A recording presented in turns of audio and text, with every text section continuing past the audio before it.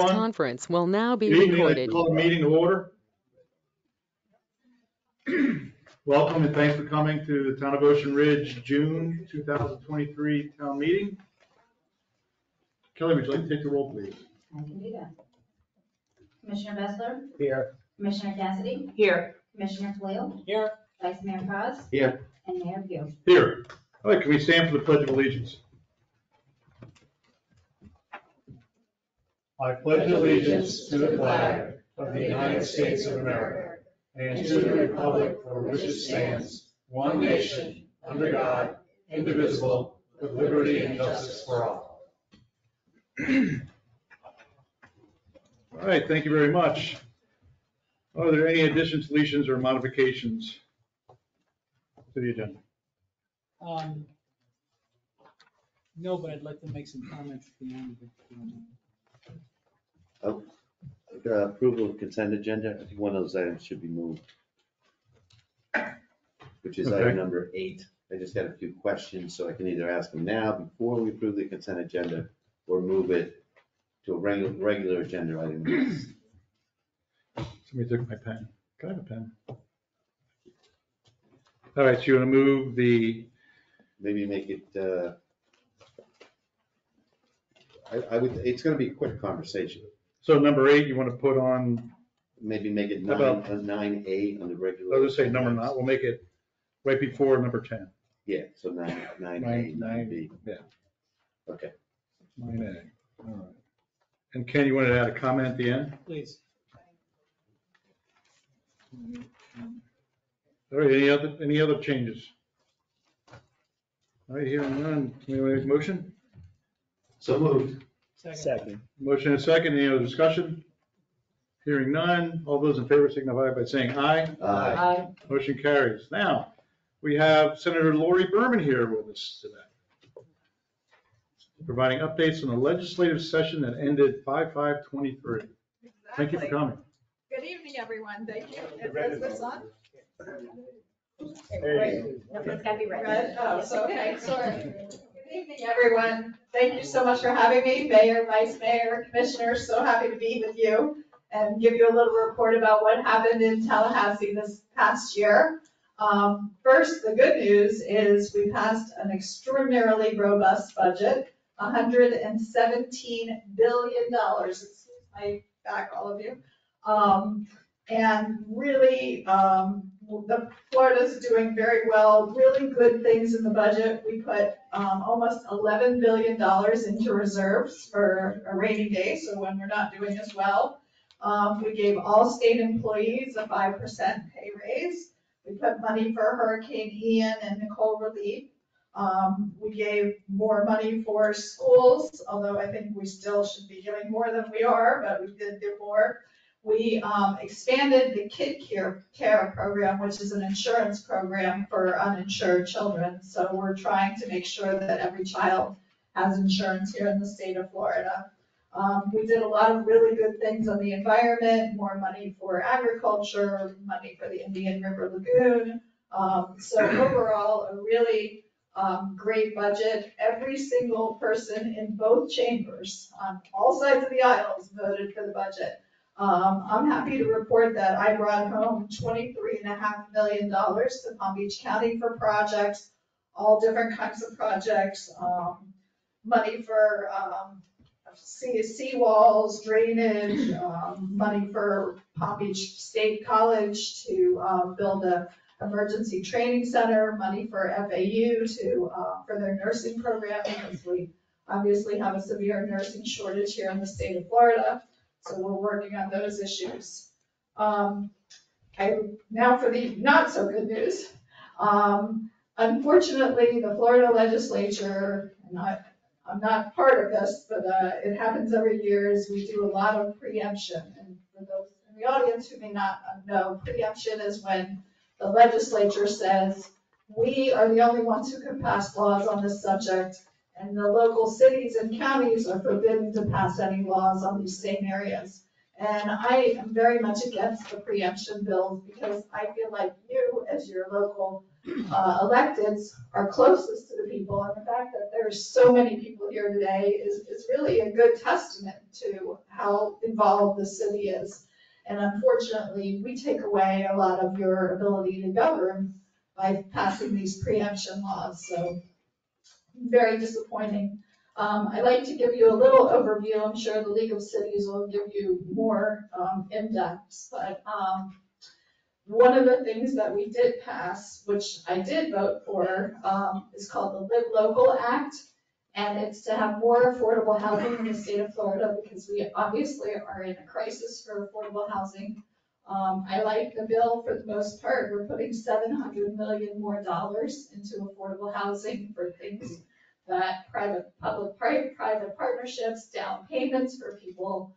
And I think it's a great idea, but we did put some preemptions in the bill, unfortunately. We said that if somebody is building in a commercial or industrial area, the zoning requirements having to do with height and restrictions like that are pretty much negated in those areas. So that's going to be a concern. And I wouldn't be surprised if we see a glitch bill next year, because I think that was a bit of an overreach for us to put that in the bill. The bill that I think is the worst that passed this year is SB 170. It has to do with local ordinances. And it says that any local ordinance that you pass, there are certain exceptions, but for the most part, if a citizen deems it arbitrary and unreasonable, they can bring an action against you, and you have to immediately stop enforcing that local ordinance until there is litigation on the issue. So I really worry that one person can stop government. That bill, we just looked right now, has still not been sent to the governor yet. We send the bills to the governor, and then he has like 15 days to either veto, sign, or just let it pass without a signature. So what I would say, you should be writing the governor and asking him to veto that bill, SB 170. It is really troublesome, and it's going to make your ability to govern very difficult. We did pass a glitch bill for the condo bill, which we passed in special session, and I'm sure that affects a lot of people here. So what that was, after Parkland, we passed a bill, but we did it in special session. It was passed very quickly, requiring mandatory milestone inspections and mandatory structural integrity reserve studies, and mandated specific reserve fundings for the buildings. So it's been tough for a lot of the buildings to try and meet these mandatory inspections. And the other issue is we don't even really have enough engineers and inspectors out there to be going out and doing this. So we made a couple exceptions in this bill. We still may have to come back and do more. So we're allowing municipalities to extend the deadline for a milestone inspection for good cause. We're allowing municipalities to accept inspection reports prepared by licensed engineers or architects, even if they were completed before July 1, 2022. One of the really good things we also did in the glitch bill is it will no longer be required that if you're in a higher floor in a building that you have flood insurance. That original bill said all the people who were in these condos and HOAs had to have flood insurance if the building was 3 stories or higher. That we did away with, so that was good. So that'll save people some money. The other thing that passed this year that you need to be very aware of is, and I voted against this bill, is you now have to fill out what's known as a Form 6. Before this time, you were required as members of the legislature, as electeds, to fill out a Form 1. Now you're gonna have to do a Form 6. We fill out this form, so I know, I just did it. It's a lot more onerous, and I worry that, and it has a lot more information, and I worry that people aren't gonna wanna serve because they're gonna have to provide this information. It's all public information. Very sorry that passed, but unfortunately it is the law, and that's what it's gonna be going forward. I like to wrap up with like a little bit of on a little happier note. So I always talk about one of the bills that I think are, that are pretty funny that actually come through the legislature And this year it didn't pass, but we had a bill to change the state bird from the mockingbird to the scrub jay. So it didn't make it through, but we do spend some time on things. I would also say that we spent a lot of time on cultural war issues, and it was very disappointing to me that we spent so much time on that. And what happened as a result of that is we didn't do the things that are hurting our constituents. We did very little on property insurance. That was all done in special session, and it's still a crisis. We put $3 billion in special session. We basically outright gave the insurance companies $3 billion in 2 special sessions, and we haven't seen any property insurance rates going down. In fact, they're still going in the opposite direction.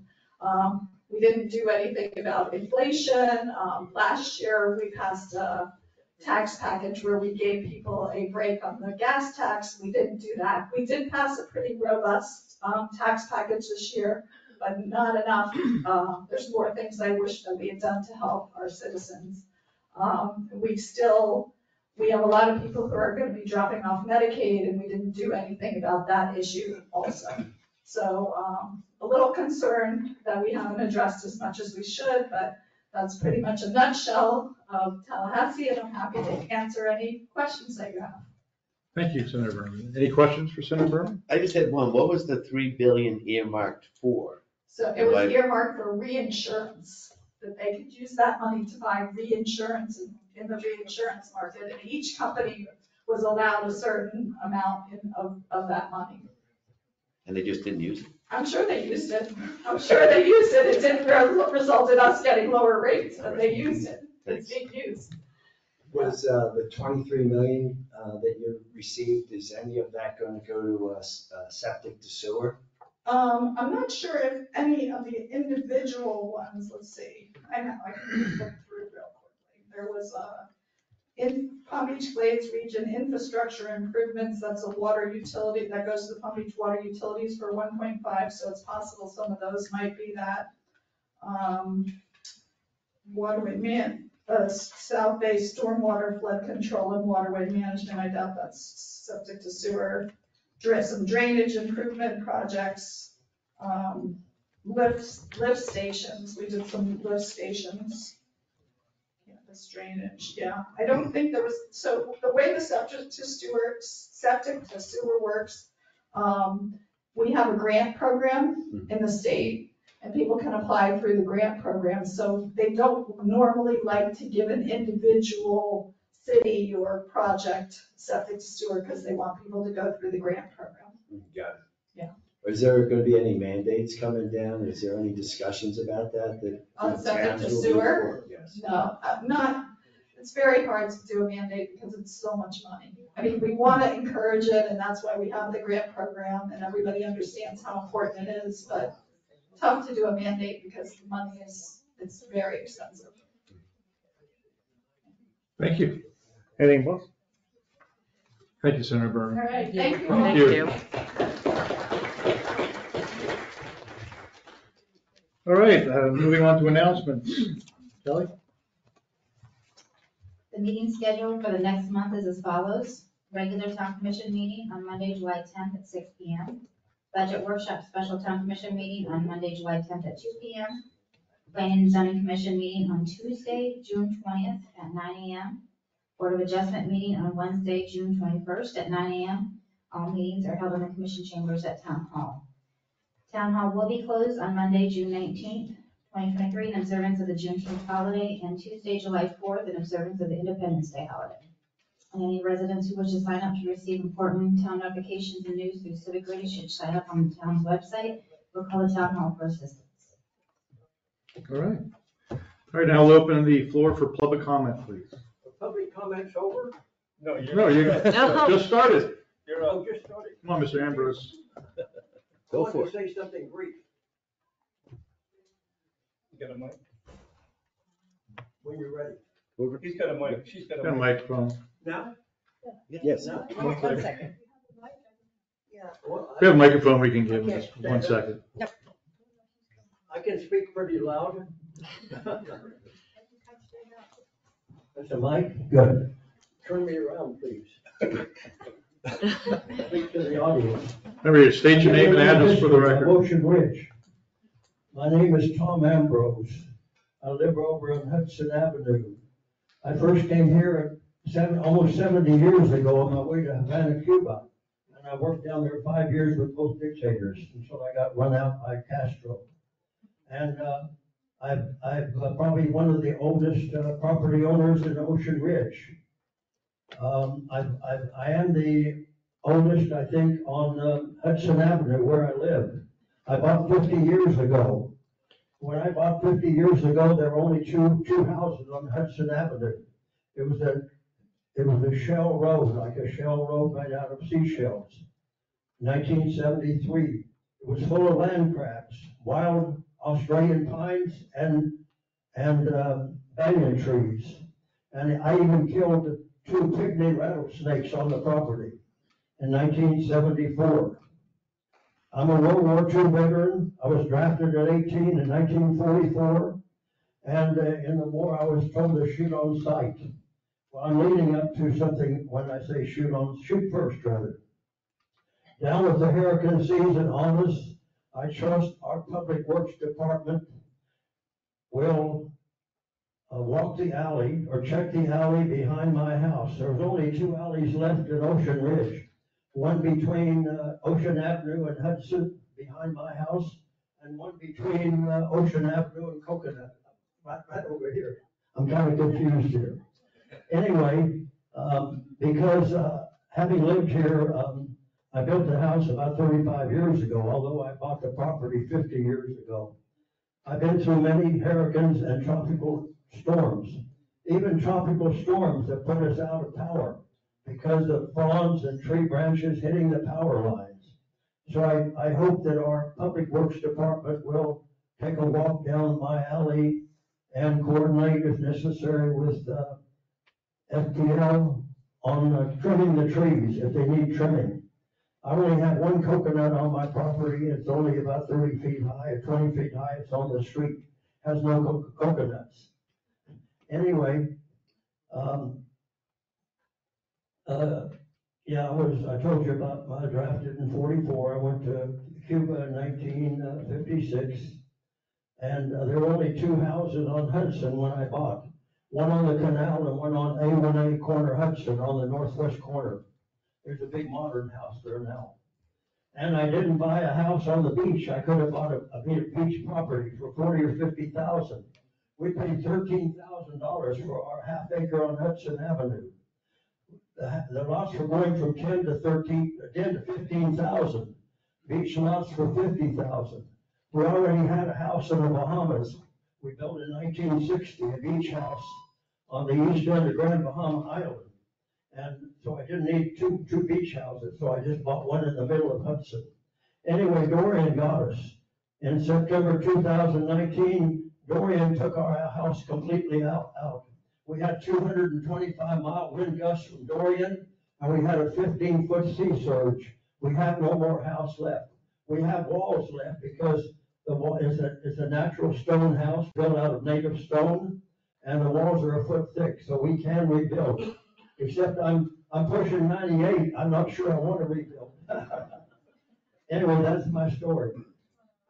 I'm leading up to getting that alley behind our house and the alley over here by Coconut checked out so we won't have a power shortage, a power outage when the storm does come, and I'm sure there'll be one. Thank you, ma'am. Thank you, folks. Thank you, Mr. Andrew.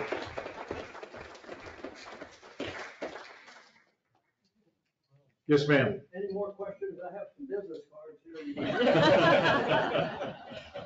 Thank you, Mr. Ambrose. I'm still in business. I'm a oil consultant.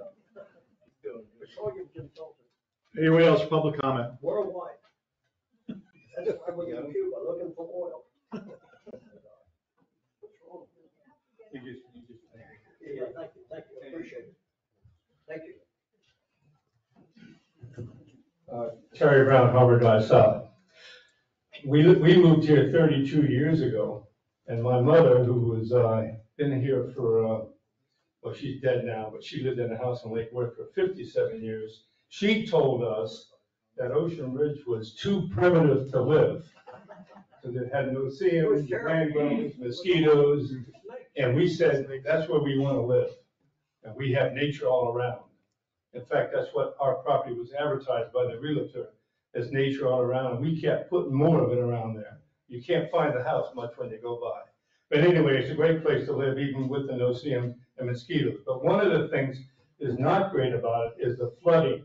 Any of those who reviewed the record from Richard Jones last month and the photos of the flooding on Harbor Drive North, where you live, Lucy and I tried to go there right after Nicole, and the water was higher than what he said. He said 2 feet, but you couldn't get that golf cart in there. We had to turn around and come back.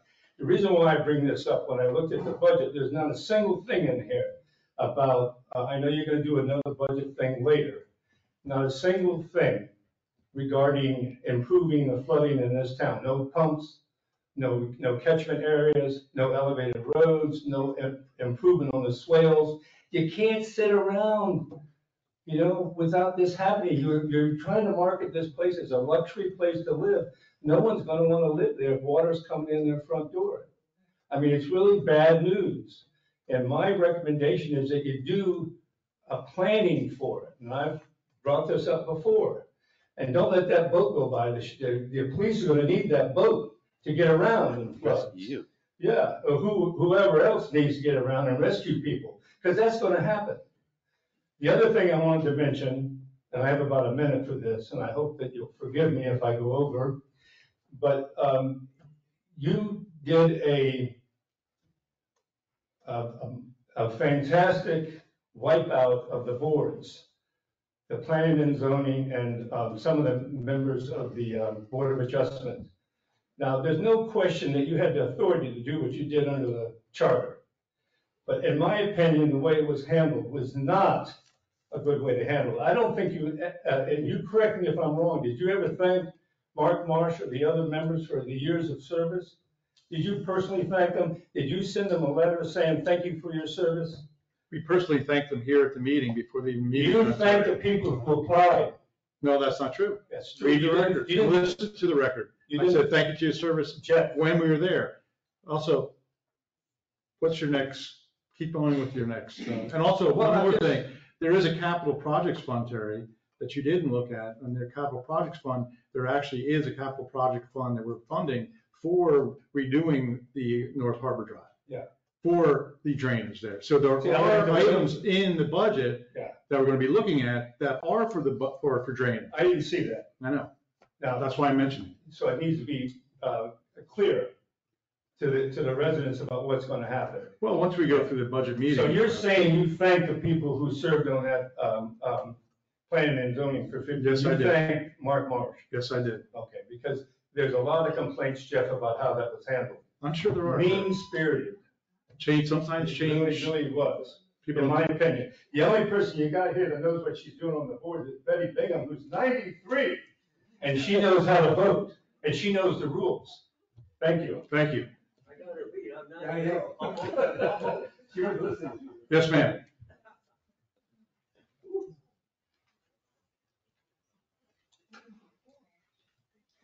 Good evening.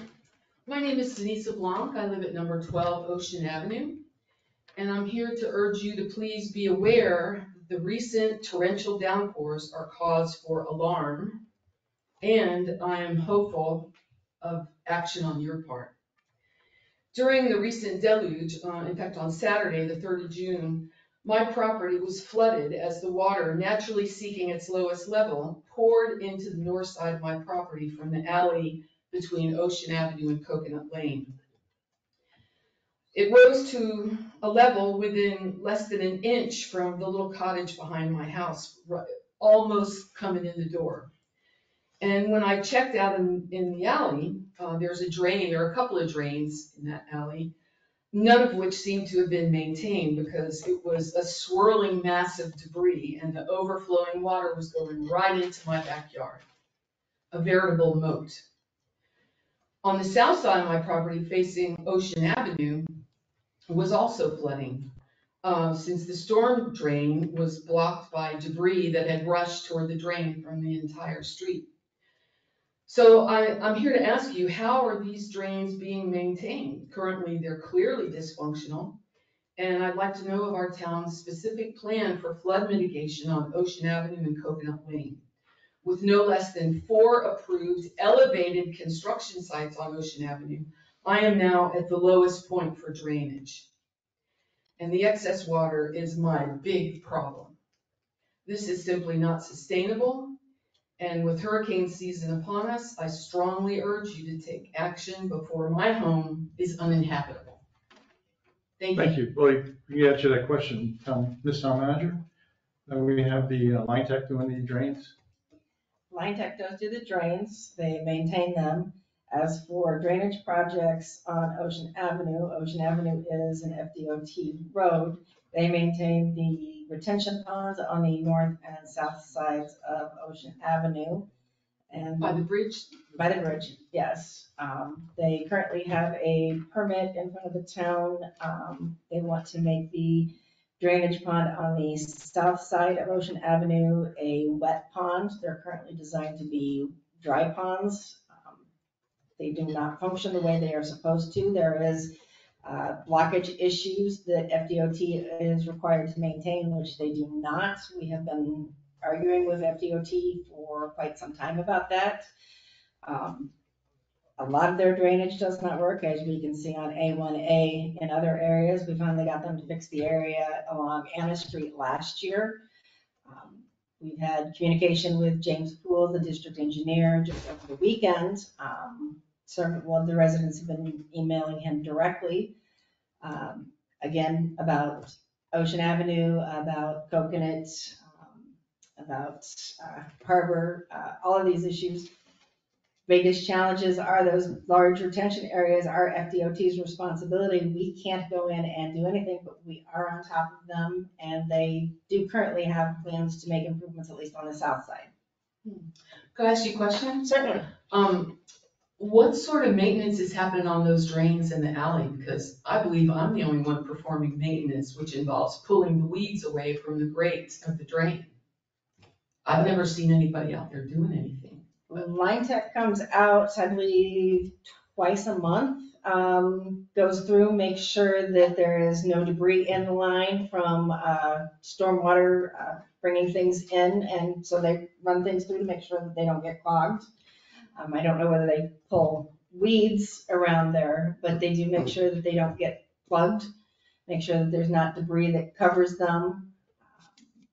Beyond that, I would have to talk to Public Works employee supervisor. But we can go ahead and get those checked out, the one particularly behind it, because we had the same problem with that, especially Saturday, with the amount of the way that wind was blowing sideways. So you think about all the trees, all the leaves and everything are blowing off the trees are blocking those grates. I mean, I had 18 inches, I sent some pictures of 18 inches of water in front of my house. And my house is at 6.5 elevation, so it was coming up the driveway. So yeah, you have, unfortunately, sometimes it's clogged and I gotta go out my raincoat and unclog it. But the thing about it is that, you know, we're trying our best with this drainage, and we've been trying our best for years now in drainage. I mean, from building that retention pond to Eleuthera, building the road up. So this town and the commission really does work hard on drainage from, what's that little street over there that next to, Tropical? next to Tropical? Well, Tropical was literally, there's years and years ago, you could see the cars floating in briny breezes on Tropical until we built the drainage project where you pump the water up into the drainage area. So we spent a lot of money in this town doing drainage, and we really do take pride in the drainage. We just have to, every once in a while, you have to go out and you have to keep on top of it. And yes, it is there's a lot of work. It's just rushing down the alley from west to east. So the two words we've heard from both speakers so far are the alleyways. If we know a storm's coming, like we knew that storm was coming, I think we ought to have Public Works on the day before, just sweep through the alley. Because we know the debris is there someplace and then it ends up blocking the drain. Just clean out the two, we're only talking 2 alleys. Well, I mean, especially if we have a tropical storm, We know major it's storm coming. coming, yeah, we could actually have the public Yeah, service combine that with department the king tide and we'll all be underwater. there. Yeah, well, It Luckily- is important to understand, put some of this into perspective. A regular day's, drainage through that area last Wednesday, the 29th of May, all of our pumps running regularly, we pumped 220,800 gallons of water. On Saturday, all of our pumps running, adding Big Blue with Public Works going out, we pumped 2,558,430 gallons, and that's what we pumped. That's not what overflowed, everything like that. That's just from the storms on Saturday. That's not any of the other days. The day before that, on June 1st, they pumped 2,049,520. On the 31st, 1,118,510. That's the amount of water that has been going through in just the last few days. The ground is saturated through here, so also by the time Saturday rolled around, there was nowhere for water to go. It couldn't soak into the ground. It's pumped into the intercoastal. It is. So it's kind of a circular thing that's going down there because the intercoastal is rushing up the alley. And unfortunately, there's not a whole lot of places for us to pump it. You know, we can't pump it out into the ocean for one where that's not permitted. And there's nowhere else for us to pump it. Especially mixed with all the septic overflows. Thank you. Thank you. You're welcome. Next, Betty?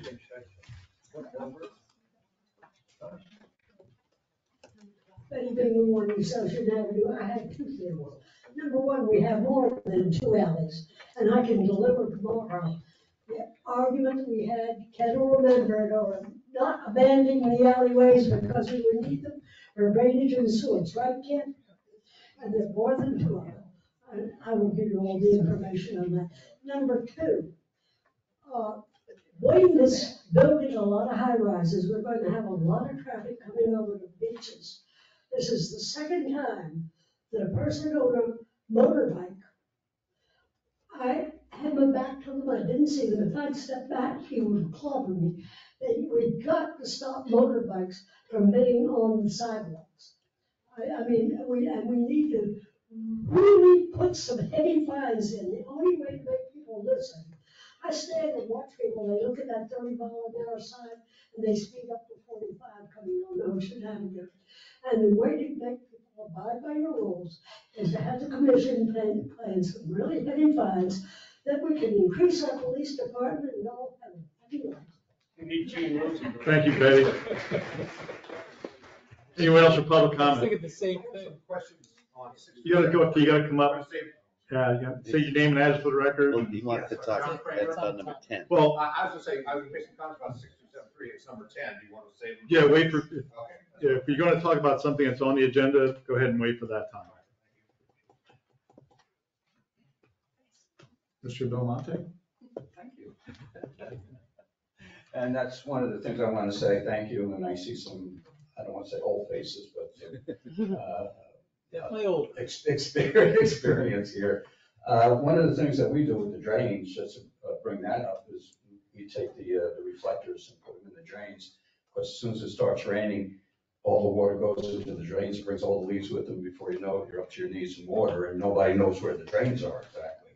So the yacht club, where I live, we just put the reflectors so we know where they are. You have to get out there and do it yourself. I was asked to come here because some people know that I come to at least one meeting a year.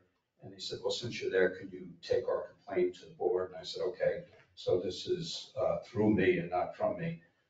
People that walk on the beach in the morning for sunrise are saying that there's too many dogs on the beach. And the problem is that the dogs are not on their leashes and they're jumping on the people. In this case, it's 3 women that walk on the beach and have the dogs jump on them. Of course, the dogs aren't eating them yet, but that's the problem there. The other thing they say is they never see police officers at all. And I'm in disagreement with that because every time I go out for a walk, I look over my shoulder and there's a police officer there. I don't know if it's me or what. But, so anyway, those are the 2 complaints. They're not for me, but they're for me, just to let you know.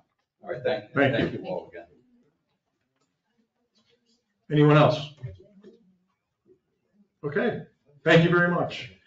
We're going to move on to the approval of the consent agenda. So move.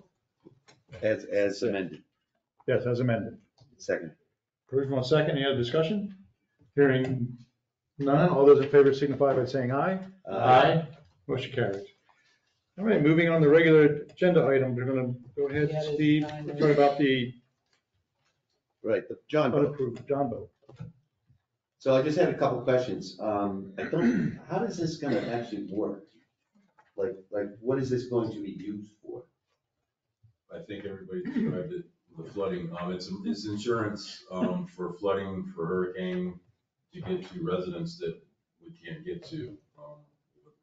But it also says something about It's in main, conjunction with the high water truck. I get the high water vehicle, because I was on A1A when it was talking about this Saturday storm. They did have a donated boat, which we had to sell because it did not work, and we have a brand new trailer that's sitting empty, that we can put this John boat. And maintenance can use it to service the outflows. That was my big question. Can they use it in the intercoastal to Yes. service the valves? Yes, it's an 18-foot, with a front deck. Yeah. Lowe's John boat with a 40 horsepower, four-stroke tiller. Yeah. Okay, so, because currently we go to an outside contractor, so now we have additional abilities. Correct. That was my question on the John And boat. in the monies that we've used to sell equipment through the gov deals are covering this. Okay, those are my questions. So our maintenance department will be able to take care of the valves. Right, we'll be able to Help. inspect our own valves, go into the intercoastal and do their own inspections. Okay. Anybody want to make a motion? Make a motion to approve the unbudgeted expenditure of $13,118.30 to the marina for the 18-foot aluminum John boat with a 40 horsepower four-stroke engine. Is there a second? Motion and second. Any other discussion? Hearing none. All those in favor signify by saying aye. Aye. Motion carried. All right, moving on to number 10, request to amend the construction duration extension agreement between the Town of Ocean Ridge, Florida and Ocean Dell Holdings LLC. Thank Christie? you, Mr. Mayor. Christie Dodd on behalf of the Town of Ocean Ridge. This is a request from the property owner, 6273. Just some background history. The Town Commission approved a construction extension agreement with them last year for a year's time frame to allow them to finish up this construction project that's been going on since 2015. The requirements that are being addressed, the request today is a requirement to extend the time frame for construction due to some utility connection issues and to address the front facade. The property owner's attorney, Stanley Price, is here to address these requests specifically and answer any questions that you may have. Yes, sir. Good evening. My name is Stanley Price. I'm with the law firm of Bills and Sunberg, 1450 Brickell Avenue, Miami, Florida. As the town attorney indicated approximately a year ago, we entered into an extension agreement to hopefully bring to an end this long-time construction project that has taken much too long. Part and parcel of that extension agreement is a force majeure clause in the agreement that we're seeking to have the extension agreement extended to a fixed period of time based upon the following circumstances. In early January of this year, we were informed by FP&L that the electrical connections that we had built in the home and had set up for, which were approved by this town on numerous occasions, could no longer be utilized. FP&L said they'd get back to us and give us an update. They got back to us about a month later, indicated that they still do not have a plan of action for us. And finally, in April of this year, they indicated that they could no longer connect the electricity from the east side of A1A to our home. And they would have to bring a line on the west side of A1A and jack and bore underneath A1A to supply us with electricity. We asked FP&L whether we could incur the expense so we can expedite the project. They told us no, they alone would do the project, and then advised us that there's a 4-month permit waiting time because A1A is a federal and state roadway. We had no control over the permitting and how to jack and bore underneath the roadway. Upon learning that, we asked for a meeting with the town manager, town attorney, and I don't know whether the gentleman is still the building official of the town, but we met with that gentleman at the time, and that was late April, early May. Following that meeting, we also learned around the same time that the water connections that we had planned for and built into the home could no longer be supplied to our home, that on the east side of A1A, they ran out of capacity to tie us into a correct size line, and the only way we can get water to our home is to come from the west side of A1A. And we would jack and bore underneath A1A. We still have the same 4-month permit process to do that. We have taken it upon ourselves to hire a contractor to do that work, but we are waiting on the utility to secure the necessary permits to connect water to our home. As I indicated earlier, in all the plans we have submitted to the town, we had never any question that the electrical connections and the water connections would be as they were supposed to be. We would acquire both of these services from the east side of A1A. That is no longer possible. We also raised at the meeting we had with the town manager and town attorney and building official the issue of the front facade. And the front facade, we had attached to, as an exhibit to the agreement, a drawing indicating that we would supply windows.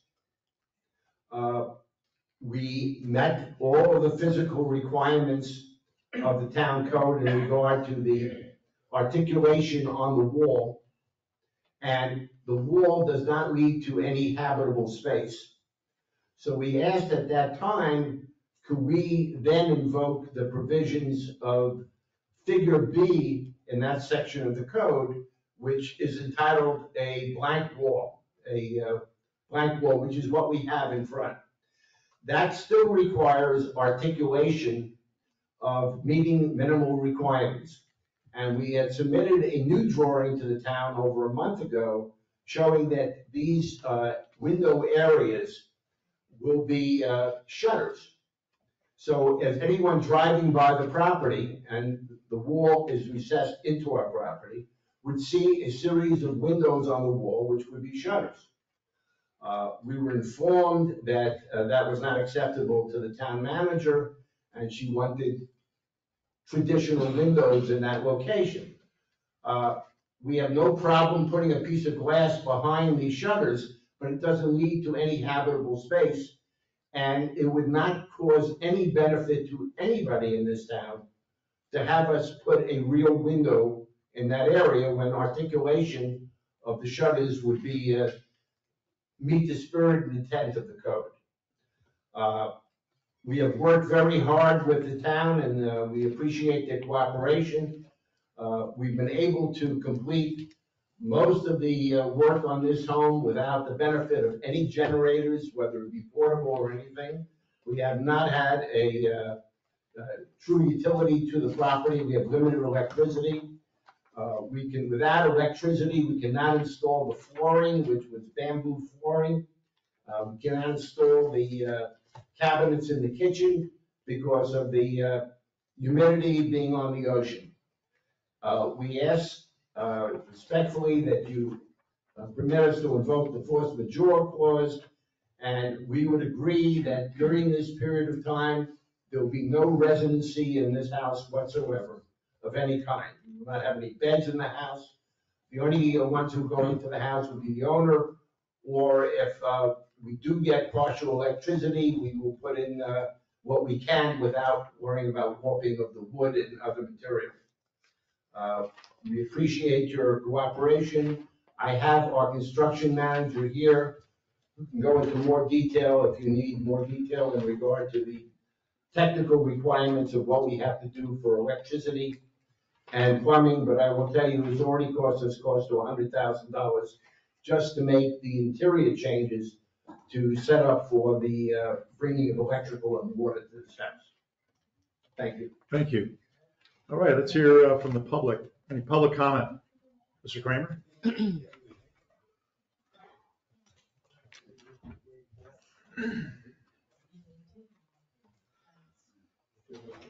Good evening. My name is John Kramer, and I live at 6230 North Ocean Boulevard, just opposite the permitted request from 6273 North Ocean, and I'd like to talk about the issue of construction. Our house sits on the corner of Hudson and Ocean Boulevard with one driveway on Hudson, one driveway on Ocean.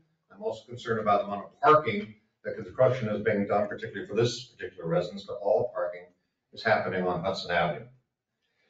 As you all know, work crews have been on the 6273 property 6 days a week for almost 8 years now, with trucks and trailers hauling cement, rebar, steel girders, earth movers, water trucks, tanks, drilling rigs, and more. In fact, I saw a water tank on there today.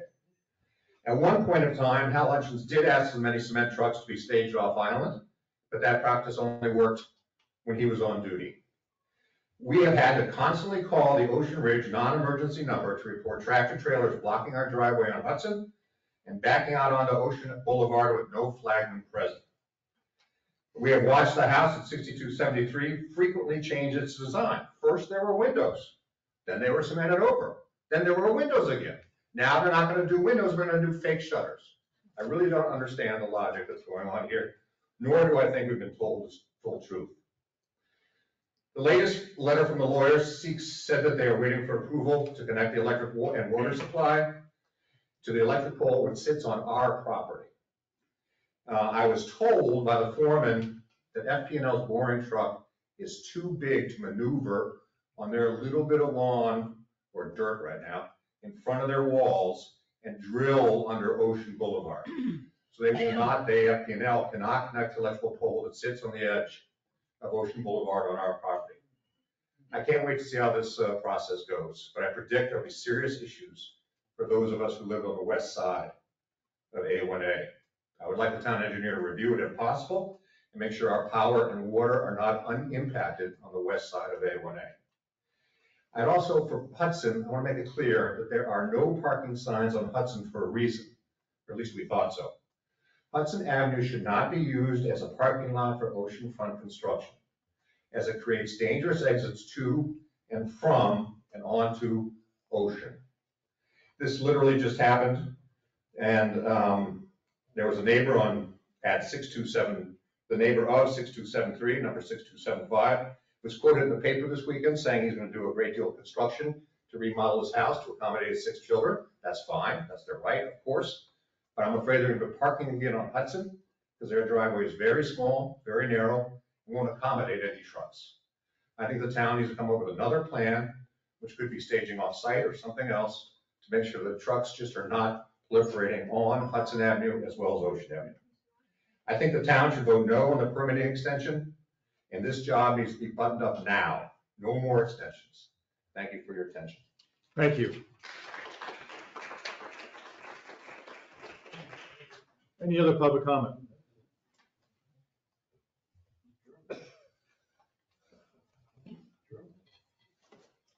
Hello, everyone. My name is Jill Shibels. I reside at 6201 North Ocean Boulevard, and I am representing actually our neighbors to the other side of 6273, the Berishes, who could not be here. My parents always told us to treat others as we would like to be treated. On that note, the owner at 6273, our next door neighbor, Andrew Rifkin, has not treated my husband, myself, our friends, our family, and our town as I'm sure he would want to be treated. What has happened at this property, or not happened in this case, has been so disrespectful to our town for far too long. Who takes over 8 years to build a single family home? That is approximately 3,000 days and 415 weeks. This whole situation is absolutely absurd and very disturbing for our community as a whole. And the worst thing is, it is still ongoing. We have one excuse after another excuse after another excuse from the owner, and over the last several years from our town as well, as to why this house has not been completed. As a perspective, The Empire State Building took 1 year and 45 days to be built. The breakers in Palm Beach took 11 and a half months to be completed. And the luxury apartment complex in Boynton Beach over Woolwhite Bridge took 2.5 years to be built and it has over 350 apartments that are now like being leased and occupied. And our neighbor, approximately 4 houses away, that's 6285 North Ocean, tore down the existing home, built a new luxury home, and has occupied it in approximately 2 years. Have any of you ever lived next to a construction site for 8 years? It is noisy beyond belief some days, including today with the generator. There was a generator today on the property. Noisy beyond belief, we can't even have a conversation outside in our pool area. It is so dirty and dusty with our pool and our outside furniture, our windows and our home always having a layer of soot on it. We have lack of privacy with random people roaming the property and on the roof deck that overlooks our backyard and pool. And most of all, it is an absolute eyesore. I invite any of you to come to our house and witness what we have had to endure for the last 8 years. I feel as a tax-paying citizen of Ocean Ridge, we deserve action and answers to this tremendous worry for all of our town. I am not certain of the motivation for why Ocean Ridge has allowed this to continue for 8 years, but we need answers and a resolution to this problem. Thank you for your service and thank you for your time. Thank you.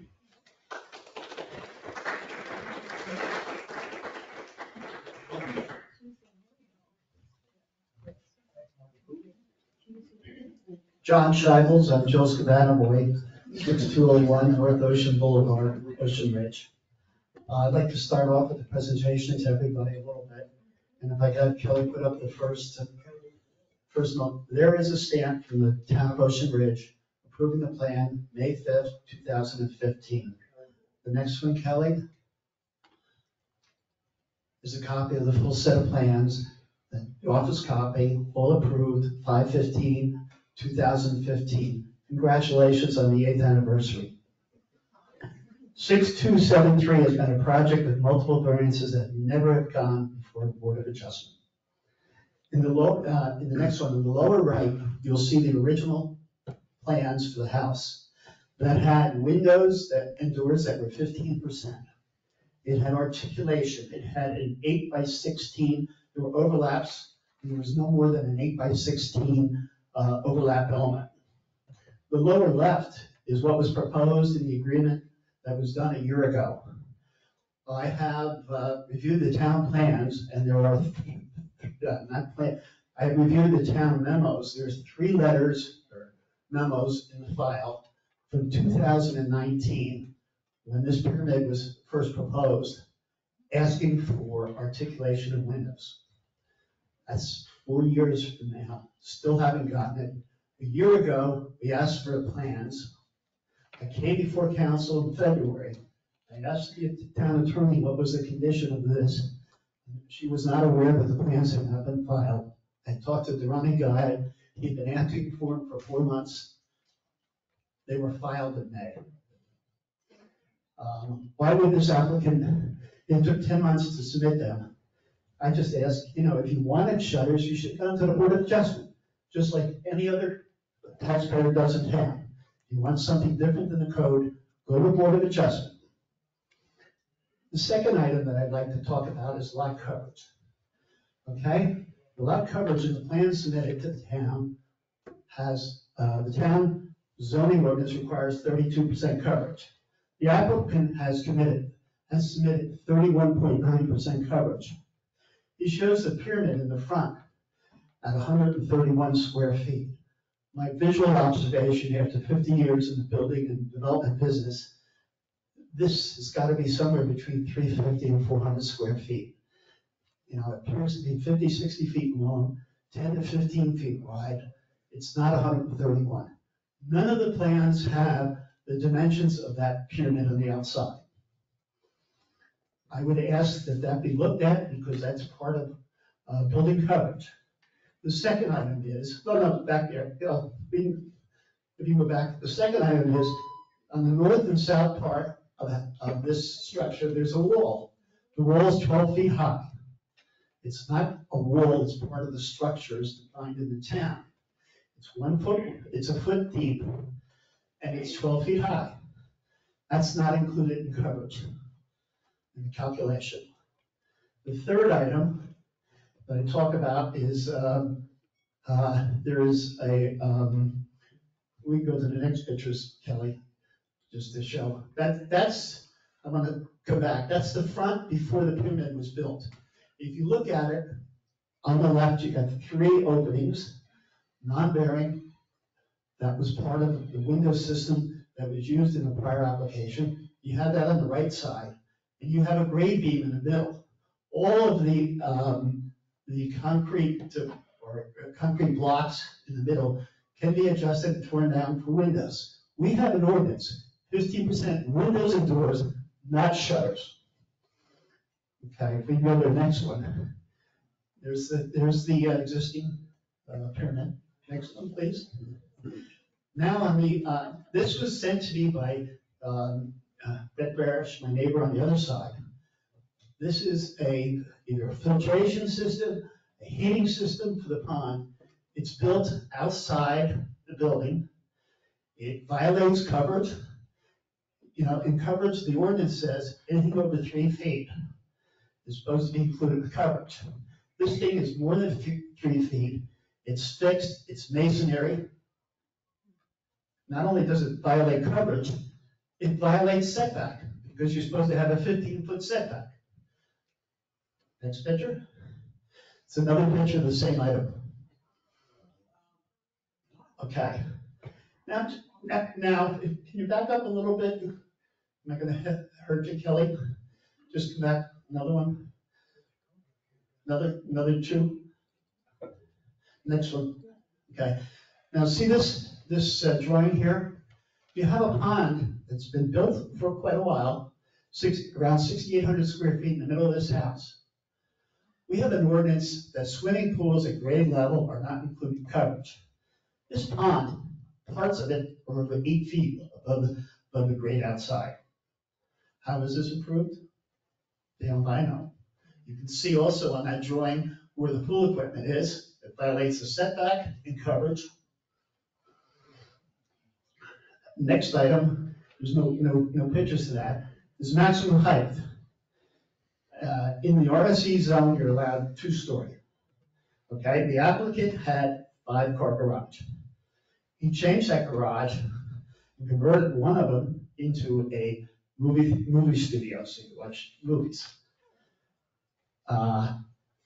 That was part of a discussion, and then he decided to call it a storage room. That room, I believe, but I don't know, but I guess it's time to look at it. It probably has HVAC and would be classified as a habitable entity, whether it be storage, whether it be whatever it might be. No variance was ever submitted to the town to reduce the parking spaces from 5 to 4. If you look at this building, you have, it's considered one building.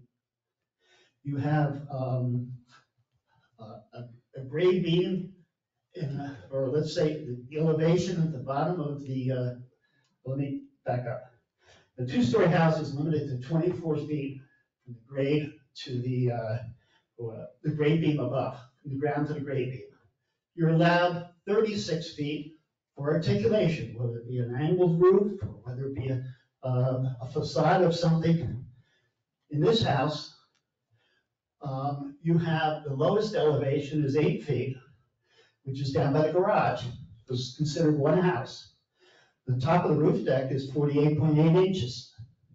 That's over 40 feet. That exceeds the 36. Members of the Planning Board of Adjustment have to be appalled by what's been done here. The applicant has requested a delay due to Florida Power and Light and Wood and Water Company to tell under A1A. 5 years ago, I met with Andrew Rifkin and the fellow that worked for him, Danny, to go underneath my property, Service Electric, because he did not want to go under A1A and didn't want to pay money to do it at that time, 5 years ago. Okay? The applicant is seeking force majeure on this issue. Force majeure is, if we had a hurricane and lost all of the power in A1A, that's force majeure. What we have here is bad planning. Bad planning. What do you do? 8 years, no permanent electric. I've been building a long time. This is just bad planning. You know, we talked a few minutes ago about gas generators, right? I just want to let everybody know this has been an issue all along. No matter what you put in anything, I've had a gas generator off, gone. Here's 2:30 this afternoon. 2:30 this afternoon, next door. Here's pictures of it, you want to see it. Again, council needs to act on the demolition of this parking garage. A message has been sent to this owner. A message needs to be sent to this owner and to others in the town that they can't skip a grants in Ocean Ridge. We've looked past this too long. It's time for action. Thank you all. Thank you. Thank you, John. Okay, good. Public comment? I'm going to be quick, Terry, I'm going to be quick. Lisa Rotoda, 4 Hudson Avenue. I agree with everything John and Jill have said, and it's a huge eyesore. I'm sick of this, 8 years. There are people who are working there, park on my street. Every day I call the police, every day, because somebody's parking across from my driveway, whatever, it's an accident waiting to happen, of somebody just pulling out or trying to get into the driveway or something. This is an eyesore, it just needs to be bulldozed back down to the ground and be done with it. They've got away with too much for too long, just got to be done, gone. Thank you. It's your last one, Terry. Are you gonna limit me? No. Terry Brown, Harvard Ave South. I don't have it all committed to memory, but it seems to me that we have a letter of credit or a cash bond, $450,000. We should have gotten cash. Ken Khalil will agree.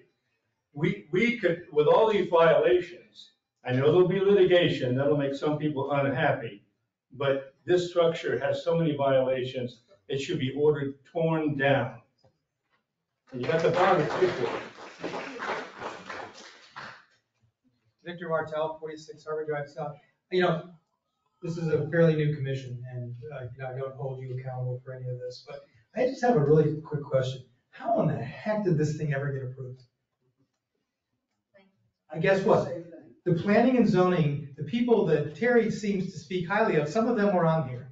And being on the Board of Adjustments, I look at that thing every day and I wonder, where's the windows? Because I see people come to the meetings, and I go to all the planning and zoning meetings. I see them coming there and they tell them, you don't have enough windows.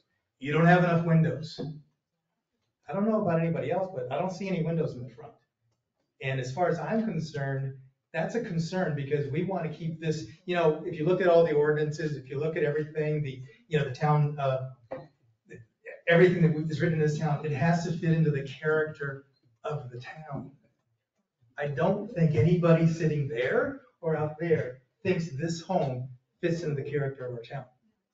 Maybe I'm wrong. Thank you. Thank you. Anyone else? Well, we get to that after we go to the commission, because we'll have questions for you. Anyone of the public? All right, we're going to close public comment, bring it back to commission.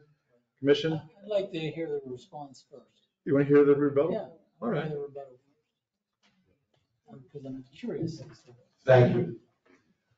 I am not here to challenge what Mr. and Mr. Scheibel have indicated, what they've been going through for a number of years.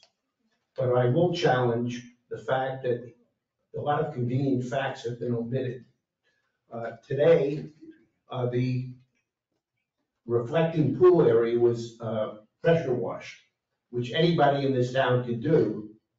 And that is not a generator, it's a pressure washer. There's a difference.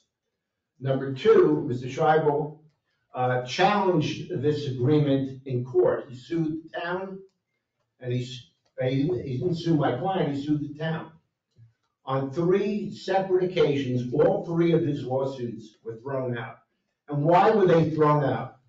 Because Mr. Scheibel had an administrative remedy which he never availed himself with. He could have appealed each of the building permits, which he claims now are in violation. We're not here today to relitigate or to rehear whether this house should have been built or not built. That was agreed to by the extension agreement. We're asking that you follow the extension agreement. The extension agreement, if you want windows, we'll put windows in, if that's what's bothering everybody, even though it's not going to benefit one person in this town. And number 2, we're asking that we cannot move into this house because we do not have electricity and water, which is essential to everybody who wants to live in a single-family home. We have followed the rule. We have asked timely for the force majeure to be applied. We have acted prudently in designing this home with the approval of this town as to the location of the water connections and the utility connections for electricity. And now we're being told that everybody's changed their agenda. That's not bad planning. That's incorrect decision-making by the utility companies and the town. And we have to remedy these problems ourselves. As I indicated, it's cost us close to $100,000 to rewire this house and to reorganize the pipes for plumbing to this house. And we are asking that the town fulfill its contractual obligation with us to honor the force majeure provision, which specifically says lack of utilities. And we thank you for your time tonight. We understand this has touched a nerve. I've been doing this for 50 years, and that's what I did for a living. I touch nerves. But I will tell you that respectfully, this is in compliance with an agreement with the town. Thank you. Thank you. I'd like to hear a little bit from town attorney. Kristen? Yes, thank you, Mr. Mayor. The one question I want to address is Dr. Martell's question.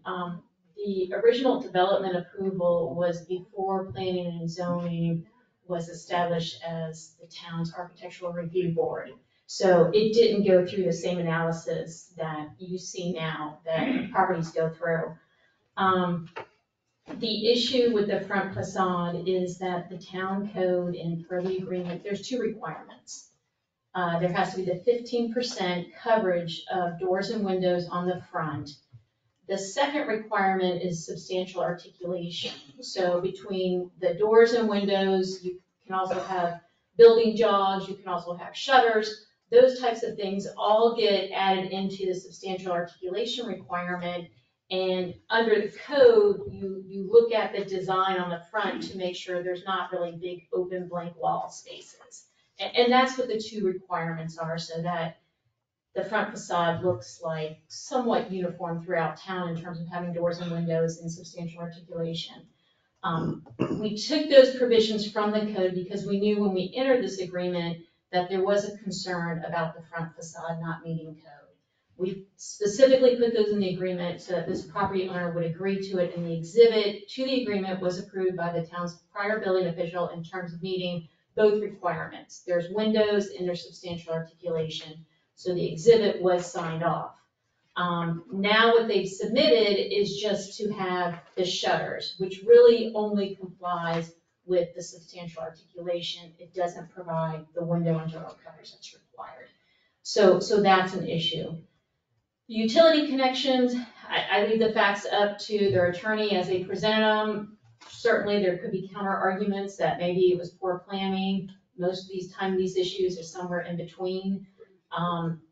The goal when we entered this agreement was to put a deadline on it, to get this done so that there's not the distraction to the neighbors, and so it looks like a finished project. Except for the utilities, this project will otherwise should look completely done as of July. If the front wall was done as originally agreed to, then everything would be done except for the utility connections. So in my review of it, it seems like there can be an argument of the force majeure for these utility connections, but my opinion is the front wall needs to comply with the code. All right, so it seems to me there's two different issues here. You got the utility connections and you got the wall windows. Let's go back to utility issues. Now, it's my understanding that the utility issues, one of them, especially the water, is the fact that there's just not enough pressure in going through that pipe in order to supply that house or that home with the water pressure needed for that home, stay on water.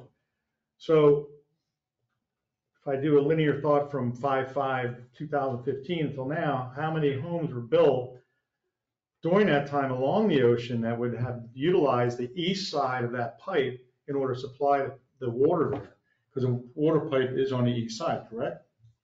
So how would that be a force majeure now for the water line when during the 8 years it's taken to put in the water line, there's homes been built there have utilized that water line, and now because they have taken so long to build that house, they can't get the water pressure they need unless they go across the road. So how is that our fault? And the only other new home along there is the 16285, I think, Drift. Lynn, you have a, It's not so much just new homes, but it is redevelopment of homes along Old Ocean or along Ocean Avenue, Ocean Boulevard. Sorry, we got three oceans. So on the east side of North Ocean is a 2-inch water line. And on the west side is a 6-inch water main. They were originally to tap into the 2-inch water main. However, redevelopment and houses, people that have remodeled, added additional bathrooms, additional water features, things like that on the east side have made it such that to add an additional household connection requiring a 2-inch meter on the east side would not only significantly impact and create a situation where 6273's water pressure for their home would be like trying to take a bath in spit, but it would negatively impact every other property along that. Everybody's water pressure would be negatively impacted. Any fire hydrants on that side of the road would be negatively impacted for fire services if there were a fire, potentially not having enough water pressure for sprinklers or for even the fire lines when the fire department shows up. Which then necessitates that this new home connects to the water main on the other side of the road to ensure that we don't have those water pressure issues. They need to connect to the larger main that has the capacity on the west side of the road. Could we have predicted that additional houses would have redeveloped, that they would have added more need for capacity in 2015 by the time they completed in 2022? No, because nobody would have guessed it would have taken 8 years to complete this project. An 18-month to 2-year construction window would have realistically seen them completing it, putting their 2-inch main in, and some other house down the line would have faced this problem and had to cross the street to get their connection. all right, so let's move on then to the electric. Yeah, I don't get this. FPL tells you in 2015 that they can install an 800 amp power meter on the east side. So now either you have increased your ampage needs, or I don't understand. Was either of you involved in 2015 when the? No, but I city contract. I'm dying to know the answer. I'm dying to know what the actual electrical service needs are. Is it still 800 or is it? 800. The problem was. Right. Oh, yeah, state your name and address for the record, please. Ron Paulson, Vernon Construction. I was given some emails back in 2018, these questions were asked at FPL. The power originally was supposed to come from the street to the south. I think it's Edith.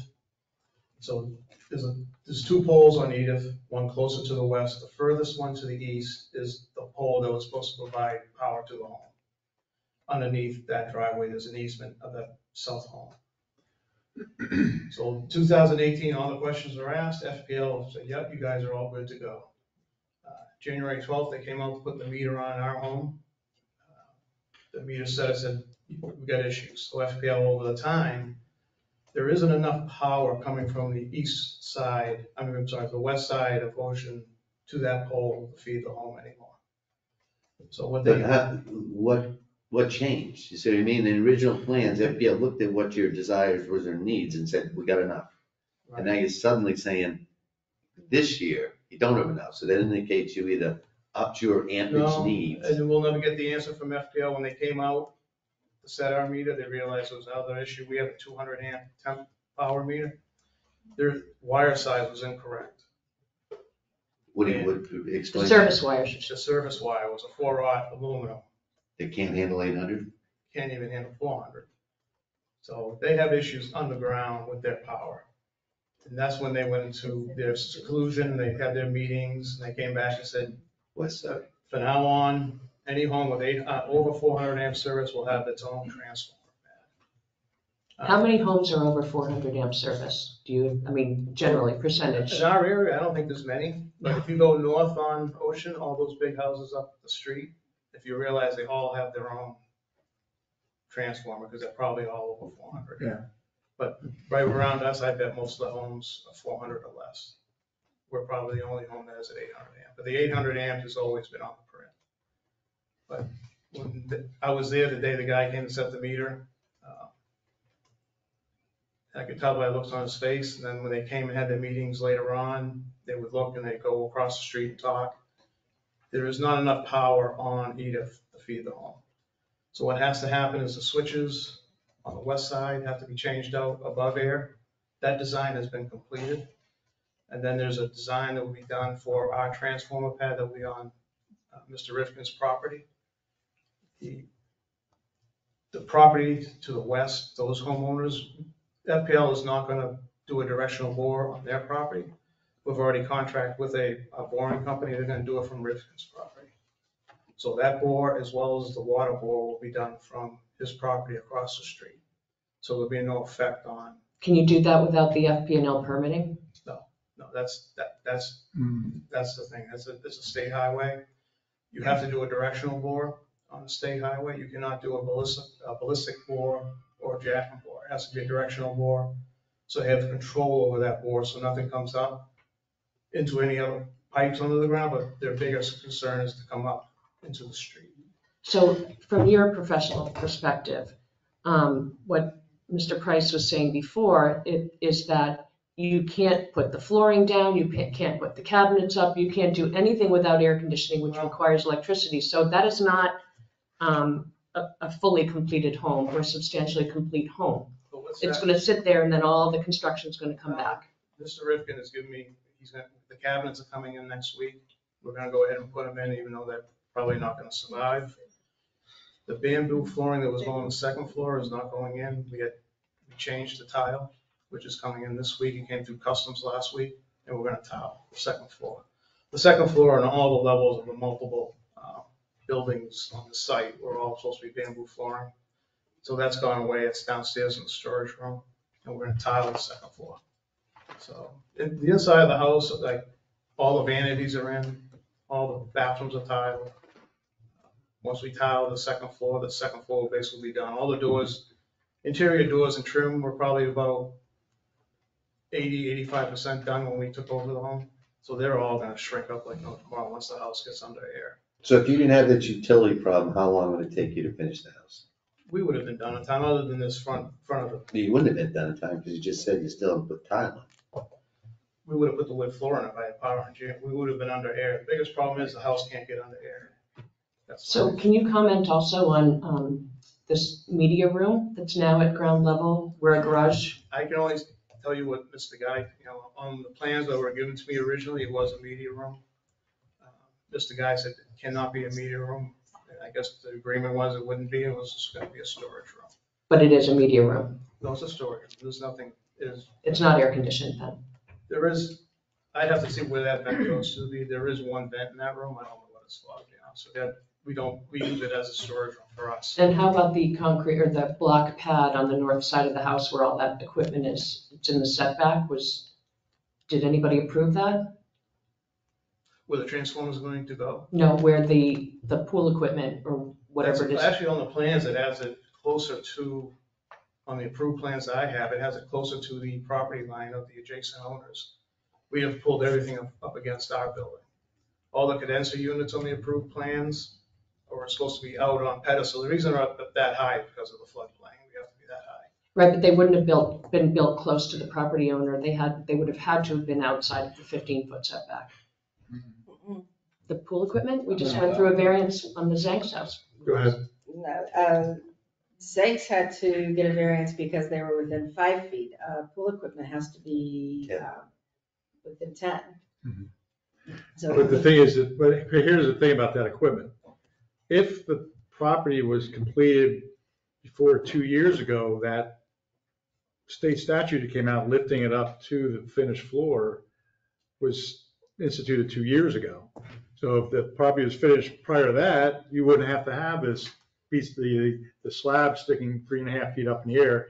The guy's got to get a ladder to go service the pool equipment. Yeah, it would have been whatever It would have been plan down was at that time. the ground elevation. Well, So it's in this system. What do you got, Ken? Huh? What do you got? And you're sitting over there. Yeah, I guess I have to use this, right? There's a lot of concerns here, obviously. More to it than just the extension under force majeure. The audience has raised some really good points about what's going on. And more importantly, in your letter, you've raised a very important point. And that is, the front wall is not connected to any habitable structure. And it's a screen only to the front stairs of the home and reflecting pool, right? Yes, sir. That creates a different issue, and I think we need to look at that.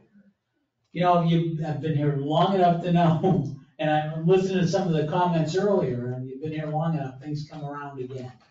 And I remember when Mr. Melnick built his house, and he built a wall in the front, and the hell we gave him for that wall. I think you have the same problem. I don't think that meets the code.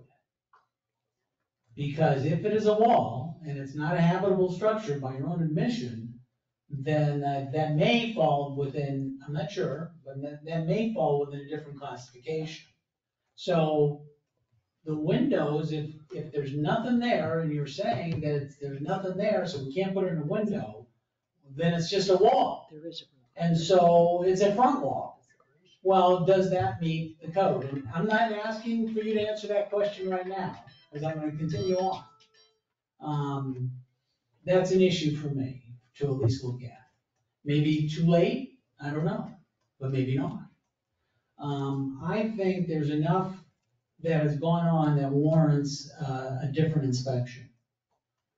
That we go out and take a look at this, we look at the drawings, we look at what's been built, and we see if it's in accordance with our code.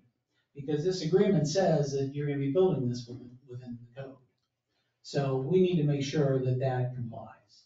I don't think we can agree to anything until such time as that we have the answer to that question. I don't care if it's pool equipment, I don't care if it's a reflecting pool, I don't care if it's the wall, whatever it is. If it's not meeting the code, then we have an issue. Somebody did something that shouldn't be done. And it's a problem. And I don't hear any remorse on the part of the applicant to come in and address some of these issues that have been very concerning, it's our turn, concerning to the residents and concerning to those affected by it. In 8 years, and I think I am a very reasonable person when it comes to this stuff. And I appreciate artistic design, and I appreciate a little difference. But when somebody goes to an extreme and takes advantage of a situation, I think 8 years is. And and people have been building houses in this town for the past few years under extreme circumstances, and they've been getting it done. So this is a problem to me. And until I have an answer as to whether or not this house complies with our code, I am not willing to make any decision on it, because that's gonna create a different problem. As far as the force majeure event, when did you first find out about this? Because we've heard that FPL, we've heard other things. So far, it doesn't appear, looking at your contract, maybe an argument can be made, but I think an equally strong argument can be made that it's not considered a force majeure event. Because that is not something that was caused by anything anyone else did but yourselves in the design of this. Now, maybe FPL didn't have the power, but maybe that should have been looked at over 8 years. I don't know. But 8 years is a long time to be in the middle of a design and build of this home. There isn't a home I know of in this town that has taken that long, or any construction that has taken that long. And I think whoever said about those projects has a good point. So what is happening here? So I think, and I do agree, if there's a variance that needs to be done, you need to go before the Board of Adjustment, not sit in front of us. Because it didn't meet the code, it didn't meet your own agreement. I don't think it does. And sticking some shutters on the window would just, I'm not gonna tell you what's gonna look good or look bad. Does it meet the code or doesn't it? And right now it doesn't. It doesn't appear to be. So if there's a variance in the code that needs to be done, we've been through this before, by the way, and we got in trouble. So I'm not going down that path. You need to go to the Board of Adjustment. Because this went up to the court and they said, why didn't they go to the Board of Adjustment? And back it went to the Board of Adjustment. So if you have a change in the code, it has to go to them, because I don't think we have the power up here just to wave a wand and do that stuff. So, I don't know, I think a full review, unless you're prepared, our town attorney or our town manager is prepared to attest to the validity of this project. I don't mind giving you the time. I don't mind extending this very short term until we find out these answers, and then come back at the July meeting. And I think that's enough time to find out some of these answers. And I think it's incumbent upon us not just to take their word for this stuff, that we talk to FPL, that we talk to the utility department and say, okay, when did this stuff happen? I think we owe that to the town, we owe it to these good folks out here and the residents to take a little bit better, bigger inquiry as to what's happened. Because obviously it's had an impact. And, it's been far too long. Can I make one comment too about I took exception to several things you said in your letter to us, Mr. Price, but when you said that the front wall serves as a screen and does not have a room behind it, it does. I mean, I walk to the beach on Edith several times a week and I'm looking at the garage with a room over it with windows, all attached to that front wall. So it's not just a privacy wall. I conceded the windows. Yes, come up to I'm sorry. No, you can come up to the podium and answer the question. I'm talking about on the south side of the home. There is a room above the garage. I conceded earlier, I said we will put the windows in. That wasn't my point. If you want, that's what you want, we'll put it in. Well, certainly, because that's what you agreed to a year ago. We submitted pursuant to the agreement an alternative plan to the town over a month ago. At the meeting, we were advised that the manager does not like what we have suggested. And it was decided that we would come here tonight and that you're the best one to make that determination. But if you want a full windows, we'll put the full windows. But you misunderstood me. My point was, you're making the argument that that wall does not attach to any room behind it. It's just a privacy wall. And I'm telling you that I can see the room above the garage when I'm on the south side of the home. Then I apologize and we will put the windows in. Is that either it's a wall in front and connected to a non-habitable, or it's not? So is that the truth or not? I can answer a question. The pyramid. Use the mic. Use the mic. It's on. Oh, just can't hear you. The pyramid, like you said, the pyramid goes up and it hides just the stair.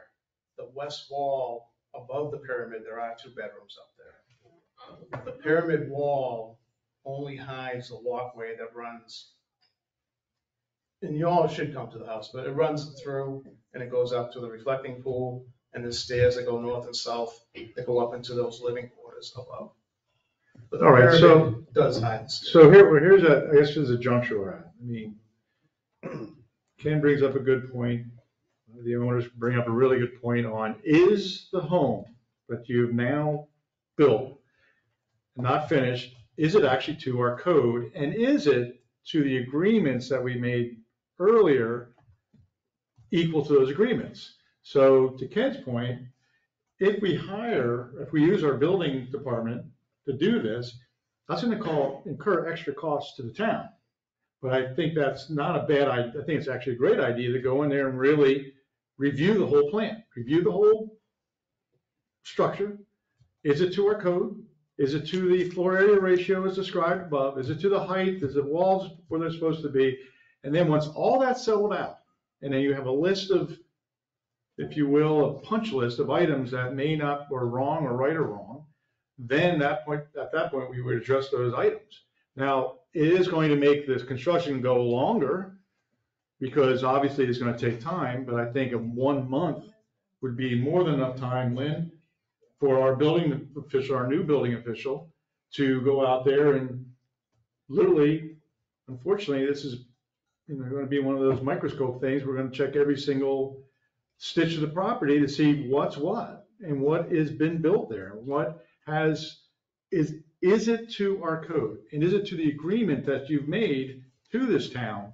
And if it's not, then I guess we're going to have a little more discussion with our attorneys and everybody else. Under what conditions can we draw on the letter of credit? Could we draw on that to That would be compensate our building department? The letter of credit is in the event they don't meet the deadline, to draw on that and to demolish the structure. Only to If I can go back for a second. Thank you. Over the 8 years, when we first started discussing this agreement, what we found was Terry. there were approvals of their original plan by the then building official. There were resubmissions for changes. They've all been approved. Based on those approvals, they constructed what's there today. Well, let me interrupt you on that. No, they haven't, because they would have put the windows in. And That was in the agreement. right, that's in the agreement. Right. But Right. now the windows still aren't They there, will and we're put- now the year past that. The plans they have approved have it as a blank wall. Original. Yes. But the Well, not extension originally, not agreement said they originally. would put in the windows. Correct, So now they've agreed to put in the They windows. agreed contractually with the town to put the windows in.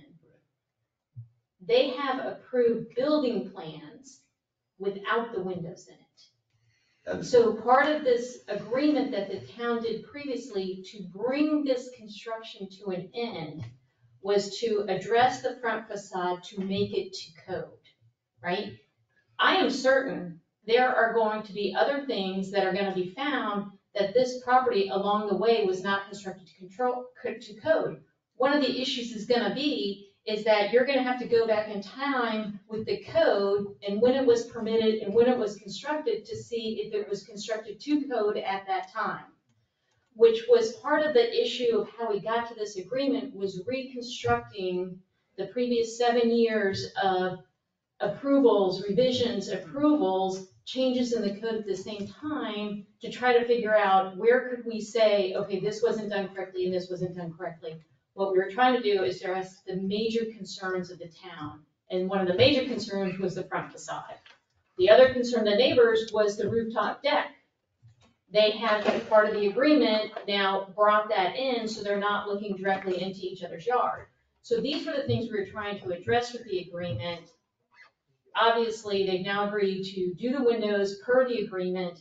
The only outstanding issue is an extension to do these utility connections. So it sort of answers your question. Yeah. In other words, there was a lot of mistakes made along the way, but they were signed off on. And then Christie, with this, Mr. Price, crafted in a final agreement to get this finished. Get it done. And the final agreement included windows. You don't want windows. Now you've agreed to windows. You've also lowered the height of the deck that was overlooking one of the properties. Those are the two items in the extension, right? Correct. So we'd have to make sure the windows get taken care of. And then the 4 to 5 month delay of FPL and water is not, the town has no control over that. To the residents that want this leveled, I can totally understand you. But I think, let's face reality, if the town ever went to level that property, we would be in a, 5-year legal battle, and we'd have a empty Hulk of a house there. John Shivels. Can I address one item that I think everybody's forgotten about? Is lot coverage. Well, Lot you coverage- mentioned that earlier. Yes, nobody's talked about it. Lot Agreed. coverage is limited at 32%. The applicant has filed 31.9%. He's missed the pool, the pumps on the side, on the concrete base. That's also violates setback. That's included as coverage because it's over 3 feet and it's masonry. He didn't include the walls, 2 of the walls on the property that are 12 feet high. That's over 100 and some feet. There's no, the calculation for the pyramid needs to be redone. I mean, there's a bunch of other stuff. I mean. I understand what you're saying, Yeah. And I can go on the new deck onto the beach. That violates the CCL permit because the permit had to rebuild the old deck. The old deck was taken out 4 years ago by a hurricane. You put in a new deck. I mean, I can go on to other stuff. The floor of the garage is an 8-foot elevation. A1A is 12 feet. That's 4 feet below. Our ordinance says it's supposed to be 18 inches above the road in front of your house. And we go on and on, there's more and more. Mr. Shivels, excuse me, all respect, you had said that at your other public comment. We did take that in. Okay. That is one of the reasons why we're even contemplating having the building department literally go through the whole house. I think just so. that and the tours is a great recommendation. Well, I think also if we do that, and I do think at least it provides a level of comfort for both the town. Yes. And its residents that, yes, what has been built there has been built to the agreements made by the town and the homeowner. If it hasn't, then that's a different story. But you realize this will extend this construction time. Well, But it's been let's think about it. You say that. Why should it? They can't do the power. They can't do it. They can do everything they're doing now. If you want to continue on, that's your business. They still got to comply with the code. So if they want to show good faith, they'd at least finish the landscaping. They'd at least finish what's going on there. Well, I mean, it has to comply with the code, right? But what about temporary electricity? I mean, do you need 800 amps there to finish the property? All you need is air conditioning up. You're not going to use 800 amps on air conditioning. Is there a way FP&L will at least give you 200, 400 amp? We have a 200 amp. The house requires 600 amps to run it In total or right now? in total. But I mean, you don't need lights on. You're not going to use washers and dryers. I'm talking about getting the air conditioners up and running. 14 air conditioners. We visited this with FPL. Okay. There's just not enough power to run the ACs, the hot water heaters. I would agree with you based on the number of units you have on the outside. But again, that's poor planning. That should have But been. if it meets the code, if they're doing what you're supposed to do, that's different. I mean, shame on us for, if you got through and we did something wrong, then so be it. I think If that- you did something wrong, then so be that. That's what Christie's trying to point out to us, that there were approvals along this 7-year course. That might be true. Yes, but the Florida Power and Light is the applicant and the utility, No argument. not the town. That all might be true, but all Thank I'm you. asking. We have a Thank you final for your agreement time. that I really says appreciate it. windows, roof, extension. Gotcha, but it doesn't say that, I didn't read this, that there's an acceptance of everything that was built. I didn't read that in the agreement. right? So the issue is, was what we approved done, or is it outside of those approvals? Is what they built within the code? I don't like doing this, No. but it sounds like we have time. You're saying, how much time? You haven't told us. Part of the requirement was an indication of how much time that you needed within the force majeure event, and that was not in your letter. Now, I understand are you asking for 6 months? Are you asking for 12 months? The reason we didn't give you the specific time is FP&L will not communicate with us what their permitting submittal will be. Then we know it's going to be 3 to 4 months for the permit to be reviewed by the federal government and the state because of the A1A roadway. So that's why we can't give you a specific time. But what we've committed to you, that we will not occupy the house in any way, shape, or form until we have a permanent CO. Yeah, but I don't think that's the problem. The problem is everybody wants the house done. So basically what you should say is you will have it done X amount of time after you get the FP&L approval and the electricity. I think that's what you're asking for, right? Well, if I may, from the street, our goal is this month to finish all the exterior work you'll see from the street. Landscaping, the driveways will be complete. I will not, we took this house over in August. So It how, was a- can you come up to the It was a microphone? nightmare as far as the previous plumbing. So I cannot, when we get power, I hope we turn the power on and everything works. My experience over the last 6 months, that's not gonna be the case. We've had to redo every single sanitary line in that home because it was all back pitched. Mhm. Our electrical conduits, our 800 main electrical conduits, by code have to be 24 inches in the ground. We found them 3 inches in the ground, and they passed inspections. Now, the landscaping you have there now, you're watering it by just the temporary line you have there? Yes. Now, if you put all the landscaping in, how are you going to keep all that stuff The alive? back is all, we redid the dune, we watered that down, so that's caught. The backyard is completely done, the sod's down, and that's catching. There isn't much grass in the front of the property, it's mostly concrete and driveways.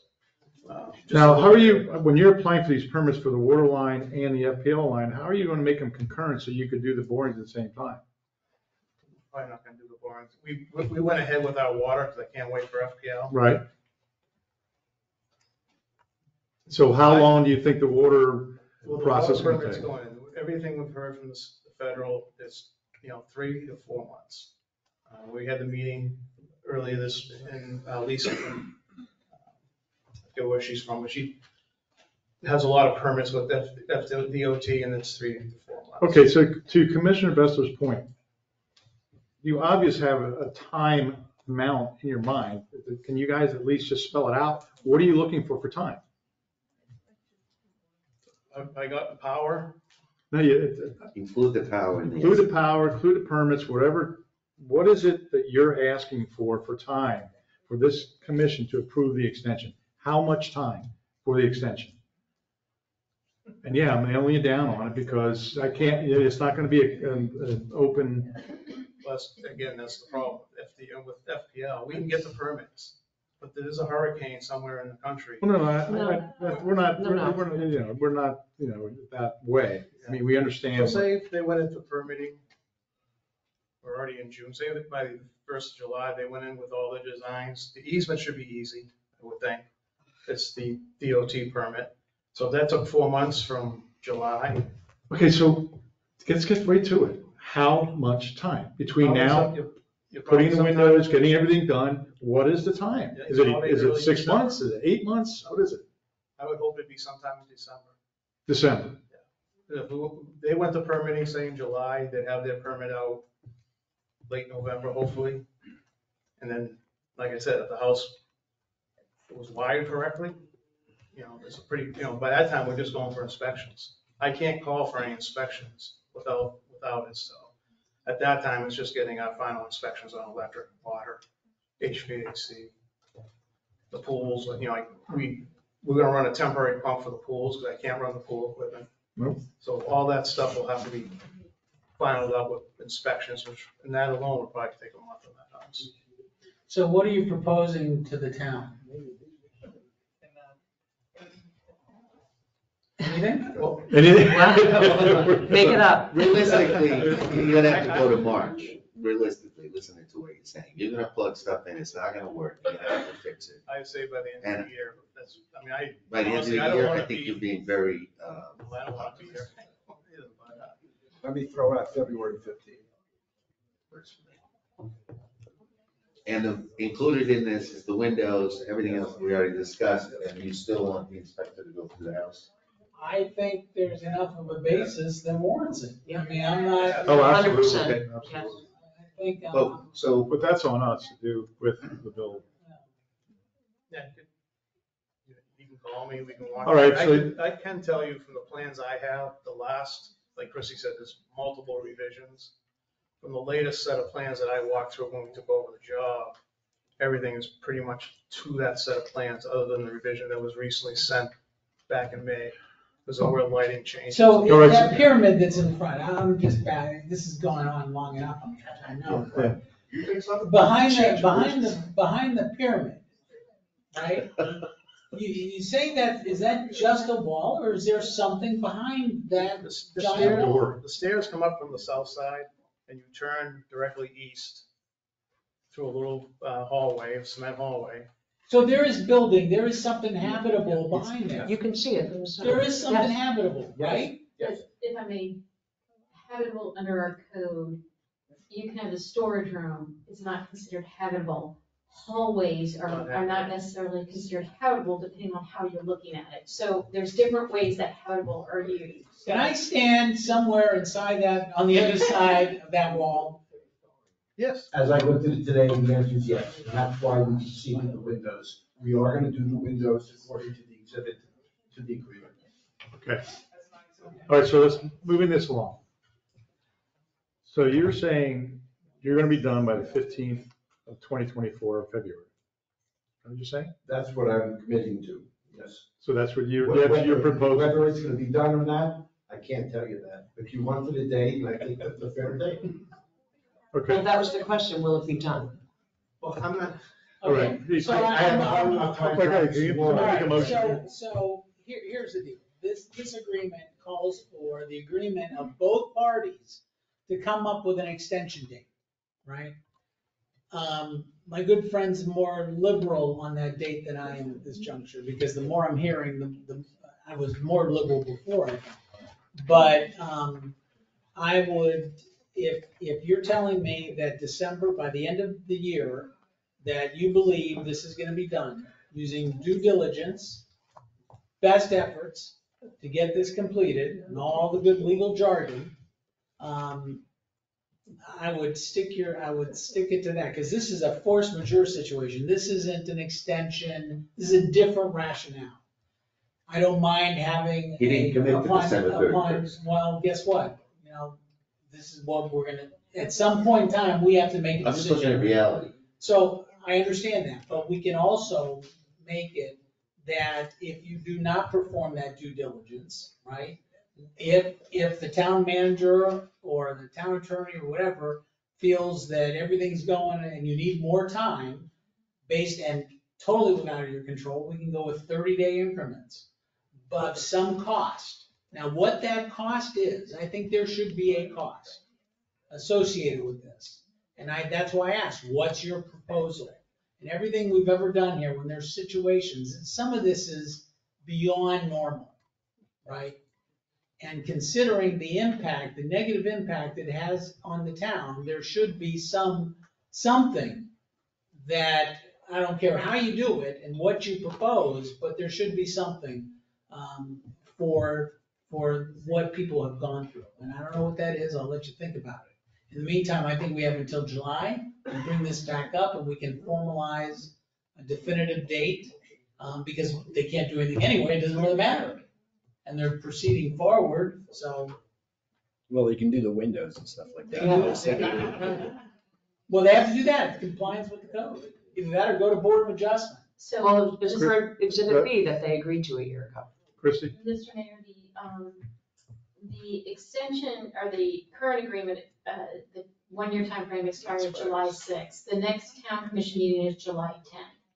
If you would agree to allow, at least now, a 4-day extension of time, I can work with their attorney to come up with the language that would provide for an extension of time. And I think what Commissioner Khalil is talking about is some type of liquidated damages should they violate that timeframe at this point. Is that what you're suggesting? Yep. If not before. Or if it's another pleasure of the commission, if you can give us the 4-day extension, we can come back with proposed language that sets a definitive timeframe that the project would now be extended to just for the utility connections and to get their final inspections.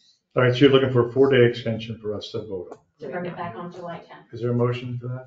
I'll make that motion. Is there a second? I'll second. With one caveat, Yes. that we proceed with doing everything that we talked about before, that we send the building inspector out there, make sure, let's answer these good folks' questions. I mean, they have legitimate questions that we need to answer. Okay, so And let's it's make, no fault on your part, I understand you're new, and whatever, it's not, I'm old. I'm not casting dispersions on anything, but we need to find the answers. so we'll make that part of the motion. So be it, it is All part right, of the motion. is there an amended second? Second. All right, motion is second, any other discussion? Hearing none, all those in favor signify by saying aye. Aye. Aye, motion carries, thank you. Thank you for your time. By the way, do you agree to that extension of 4 days? You okay with that? I learned early on not to cross Christie. Thank you. We'll take that as a yes. All right, moving on to number 11, approval on second reading of ordinance number 2023-02, an ordinance of the town of Ocean Ridge, Florida, amending its code of ordinances of chapter 67, article 3, division 2, section 67-52, entitled Commencement and Duration of Construction, to set the maximum duration for construction in all zoning districts to 2 years, and for other purposes, providing for repeal of conflicting ordinances, severability, and an effective date. Christie. Thank you, Mr. Mayor. As you may recall, this is on second reading for this ordinance. It's just to extend the local timeframe for construction and to set the sunset date for the ordinance, because this extension is to address, construction delays and supply chain issues that everybody's still feeling. But then it will automatically repeal and revert back to what was in place previously. Okay. December 31st, 2025. Right. So what's the pleasure, commission? You wanna Make a motion. Make a motion? You got a public comment? Yeah, Oh, public comment, I'm sorry. Hearing none? Okay, you want to make a motion? Make a motion to approve ordinance number 2023-02. Second. Motion and second. Any other commission discussion? Hearing none. All those in favor signify by saying aye. Aye. Aye. Motion carries. Number 12. All right, approval on first reading of ordinance number 2023-03, an ordinance of the town of Ocean Ridge, Florida, amending its code of ordinances at chapter 70, signs, article 1 in general, by creating a new section 70-9 entitled beach signs, to establish reasonable time, place, and manner, regulations for signs on beach property, providing for scope, intent, purpose, findings, severability, repeal of conflicting ordinances for other purposes, and an effective date. Thank you, Mr. Mayor. This ordinance, as you may recall, we discussed this previously to put into effect to prohibit signs on the beach and to put in place reasonable time, place, and manner restrictions that would comply with the First Amendment requirements. The changes made to the ordinance are reflected in the memo, and that was to add toe up to the seawall for location of the sign, and to change the amortization schedule to 60 days. And those changes have been made. To 90 days. I'm sorry, thank you. Those changes have been made in the version that's in front of you for first reading. All right, public comment. No public comment on the beach signs? Okay, bring it back to the commission. Commission comments. So I just have two issues. The top of the sign is 4 feet from grade. That's the limit. I don't know how we arrived at that, but that means if the sign is 2 feet tall, it's gonna start 2 feet from the sand. I would think we should raise the signs up another foot or two so that they're at chest and eye level versus at knee and belly button level. just seems kind of nuts. The first time seaweed comes in, the first time any debris comes in, the bulk of the sign is gonna be 2 feet above the sand. Seems crazy. And the second thing is, I know Commissioner Cavalier will hate me, but this 90-day thing just bugs me. I see no need for it. We're not asking people to recreate signs. We're asking people to remove signs and move them to the area that we're now allowing them to have the sign in. It's not reconstructing new signs. And it only applies to the sand, signs in the sand. I would add one more thing. I think the signs should only face east and west, Good point. not north and south. And I'd like to add something too, is when you go 18 by 24, That's does a that, big sign. but does that mean length times width? Or could you be 24 by 18? Either way. But don't we want them kind of consistent? Well, I'd rather have them a little smaller. I think 18 by 24 is a big sign. I mean, I think maybe more like 18 tall, 12 inches wide would be more of a I measured, practical sign. to your point, I went down and measured the signs that are at the end of Beachway there. If you take out the turtle, the signs are 19 tall and 18 wide. If you take the turtle out. So why make it easy, 18 by 18? Okay, fine by me. It's a maximum size. The other thing you might Right. run into there, Two. because I've done a lot of signs in my life, is there are standard sizes that are cheap. Well, that's a You get that. maximum size. Okay. So they go can go underneath it. smaller. Yeah, we did go underneath it with ours, actually. Yep. I have another question though. Are we clear enough in this ordinance that the people making these signs have to be clear on what they're saying and telling people what to do? Because I looked at one set of signs that are on the beach and they got arrows pointing to the ocean saying you can't go there. Basically, you can't walk on the sand by these arrows. So we do talk about the clearing in like 3 different places, but it's not really, doesn't hit it hard, you know what I'm saying? It kind of like alludes to you should communicate properly, but it doesn't say you have to make it clear so a reasonable person walking on the beach knows exactly where they can walk and where they can't walk. Well, I'm sorry. I'm sorry, Mr. Oh, go ahead. Mayor. Part of the issue that we struggle with in creating this ordinance is to ensure that we're not looking at content. It's content neutral. So if you put private beach in your sign, you put private beach in your sign, but the location is now back far enough that even if someone could establish through the court system that they have customary use of the beach, the location of the sign could not be in any place where someone could make that argument that you've now put a sign that says private beach in my legally area that I have customary use of. So we have to be careful that we don't address content and that all we're doing is addressing time, place, and manner restrictions. So that's the reason we do that is because once you start addressing content, then you start running up against First Amendment challenges. But if somebody put an arrow pointing to the ocean, they can do it because we can't tell them what to say. And if I'm walking down the beach and I see an arrow saying private property and it's pointing to the ocean and it's on the dune. But if the sign's only facing east and west, right. The arrow is only going to go north and south. Exactly.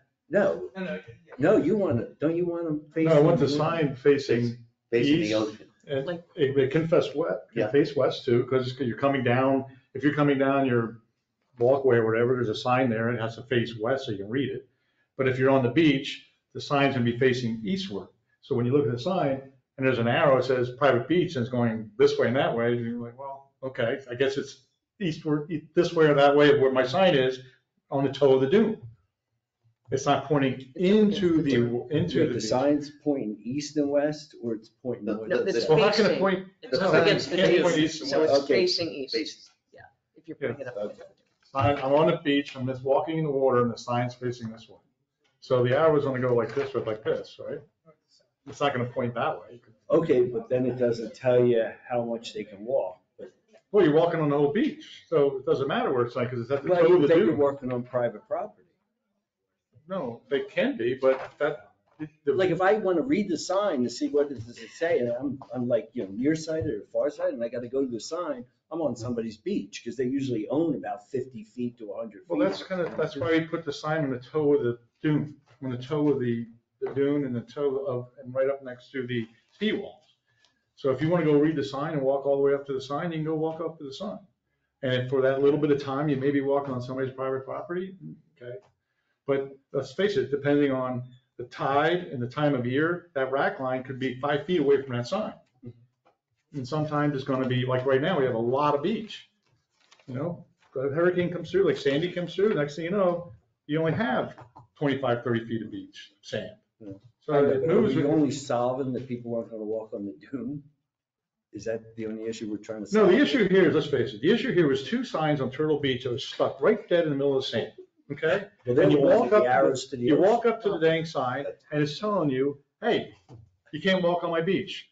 That's ridiculous. This is the whole reason we're even here about this sign thing, because of those 2 signs. But this is unfortunately not limited to just that.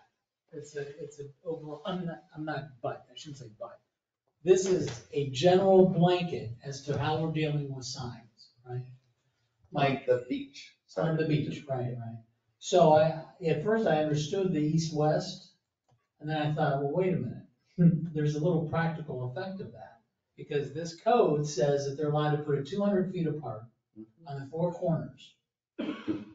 So, 2 corners. 2 corners. 2 corners. So you have 1 arrow pointing north and 1 arrow pointing south.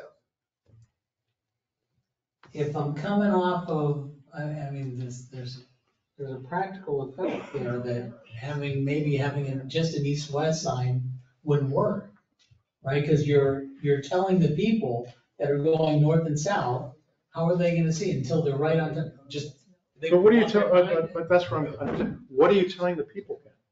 You're telling I don't know. I don't know what the purpose of this thing is at all. I just told you the purpose is. The purpose was, We're I attacking 2 don't need to get angry about it, but the point is, we've gone over this month after month after month, and it came down to, we had 2 signs that they stuck right in the middle of darn beach. And the problem is, we need to do something about that. That literally it affects the common enjoyment of the beach, because now I'm being told that I can't walk. And where those signs were, if you actually went down there, they were east of the rack line. So, and the other thing is, the fact that they're there during turtle season was amazing to me. I mean, the fact that, it's right in the middle of where turtles are actually gonna walk up into the thing, but the whole point is, those 2 signs create this whole problem. And rather than the residents of that particular community taking this, hey, look, the town's kind of up in arms, why don't we just move our signs? They didn't move the signs. What they did, they just made us now have to do something for everybody. So we have to make this decision to move the signs to the toe of the dune. It's kind of, frustrating, but it's something we have to do in order not to create the same problem down the road. We're ending the problem. So anyway, I think the time factor. Question for Christie. If 18 by 18 doesn't affect your legal comment about size of signs reflected on it. No, the changes that have been discussed so far, they're all, reasonable time, place, and manner restrictions, the 4 feet, perhaps increasing to 6 feet, the size of the sign facing east and west, and perhaps the amortization schedule. Those are all time, place, and manner restrictions that we can change. The only thing is, I would recommend going back to first reading if we're gonna make those changes, just because the meat of this ordinance are these requirements. And one other thing, we really don't discuss the material. We only discuss the material of the pole, not of the sign.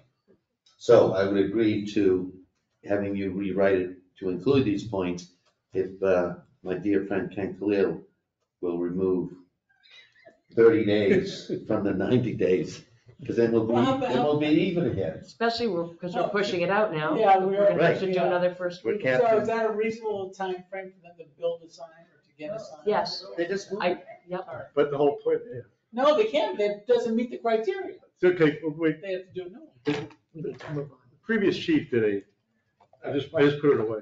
He did a sign thing, he took a picture of every sign, 72 signs along the beach, believe it or not. And of the 72 signs, there's only 2 that are all the problem.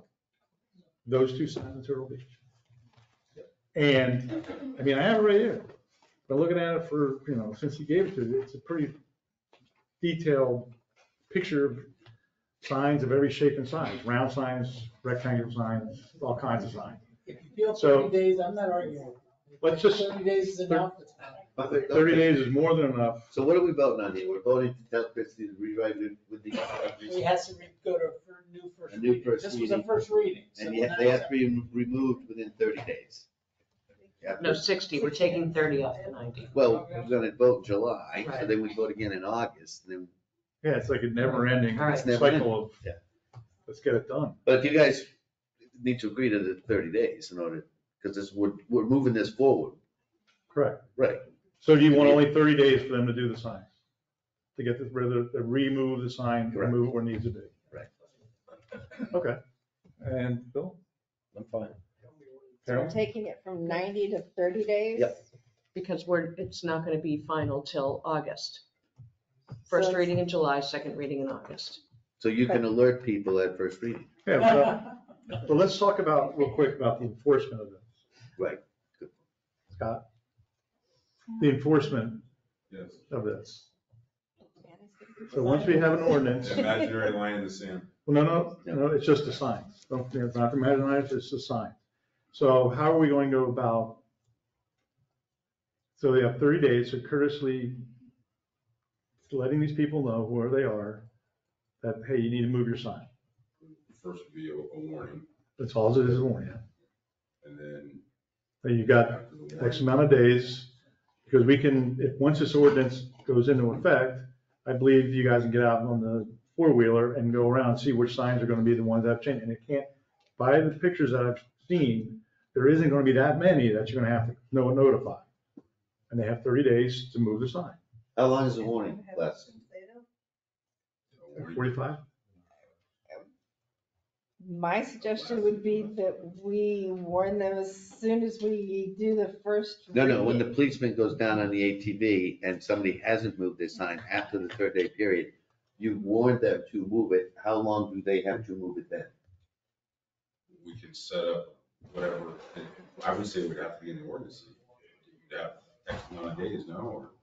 So normally what happens is the way this is typically enforced in other municipalities is through code enforcement, the sign code is. So if they do a warning, they do a warning and just tell you it's a violation, you need to get it fixed or whatever. And then if you kick off the official code compliance process, usually you provide them a reasonable time frame to remove it. So if this is just a beach sign, 10 days, and then you set them up for hearing. If they're not in compliance, and take them before, in this case, the special magistrate for a code violation. Well, we're not looking to do that. What I'm looking for is that somebody perhaps that doesn't get word and your officer gives them plenty of time to move the sign to the proper location. That's all I'm looking for. This is, in most cases, will be a friendly event. Yeah, I think we were kind of way overthinking this. I mean, we're a small town. I mean, as soon as the ordinance goes through, you guys get on the ATV, the first day of the ordinance, go drive around, see which one is there, call them up. They have to, hey, you have 30 days to get the sign out of here, because after the 31st day, we may have to find it, or we have to give you code enforcement. That's it. I mean, Good. I don't see why we're making this into this federal. I wasn't trying to. I know you reduced it to 30 days. And you're getting cold. Christie, are we good? Do we need a motion or? The only All right, so let's get a thing on motion. this sign material, what would you be your Do pleasure? we want to put the material that's not being made out of into this ordinance? Then you're making it that Yeah, yeah. every homeowner on the beach is going to have to redo their signs if they don't have the right Okay. material. Yeah. I don't think, do we need a motion for this? I think it was just consensus to go back and bring it back to the next meeting. Correct, and I have to change it to 6 feet from grade, to change the sign to 18 by 18. Max size. Max, and to have that their sign are facing East and west. east and west. The amortization schedule will be reduced to 30 days. Okay. Okay. Hey, moving on. All right, number 13, approve a change of license plate reader vendor. Determining the current contract with Genopatic, how do you say that? And replacing existing 8 Genopatic cameras with Flock LPR cameras. You want to go Chief, want to do this? Chief? Sure. Lynn? We can do it together. Yeah, go ahead. The chief brought this to the last meeting. We had to make sure what the termination clauses were with the Genoptic. The Genoptic cameras have ceased working. We're also looking to move everything to a standard system. The neighborhood cameras we use currently are Flock. This would have us signing up, getting 8 new Flock LPR cameras at all of the entrances. Doing this before June 30th saves us $500 per camera. We were also able to reduce the installation charge from $650 to $150 a piece. Gets us all on one standardized system. We are terminating the Genoptic contract, but gives us a extra 30 days of the retention of the existing information in the Genoptics, all the cameras that we do have, so that if there's any need to pull that footage, we will have access to it. Christie has reviewed all of the contracts. There was one change to one of the. Yes, they pushed back on a limitation of liability provision that was in the addendum that we proposed. I spoke with their representative today and we came to some agreement on that language, so there's just a minor tweak to that limitation of liability language. But otherwise, we're good. It's got all the standard municipal clauses in it. Okay. And they've been a real benefit to the town too, the self-PR cameras. They have, coupled with this technology and the policing, we've decreased crime year to date 57%. Wow. Any public comment? Make a motion to. Could I ask one question though? Because the order form is different than the budgetary one, so what are we approving? The order form says 101,000, but the budget says 105,000, so what do we actually, which one are we approving? I believe we're doing the 101 because we were able to get the reduction on, it's the change in the installation. From 650 a pole to 150 a pole, because we Right. have the existing poles. Okay, so the cheaper one. Yeah. So the motion will putting the amount in the motion. You first pick the motion. Okay. What's, how much is the total difference? It's like $4,000 difference. Just say 101,000. It's $400 to $4,000 difference is Yeah, $4,000 difference. And what's the total? 101. 101, 200. Okay, make a motion to approve the expenditure of 101, 200 out of the, what portion of the budget? This is coming out of contingency at this point because this was not a planned Paid out of the expense. contingency. Second. Motion and second, any other discussion? Hearing none, all those in favor signify by saying aye. Aye. Motion carried. All right, I'm hitting the mention mode right back. would you do what? I'm hitting the mention. Oh. All right, number 14, discussion of ordinance number 2020-05, possible considerations. I think the last one was long, literally. All righty, public comment. Let's start with that.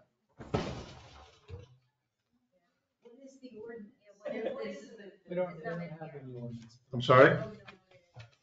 Terry, go ahead.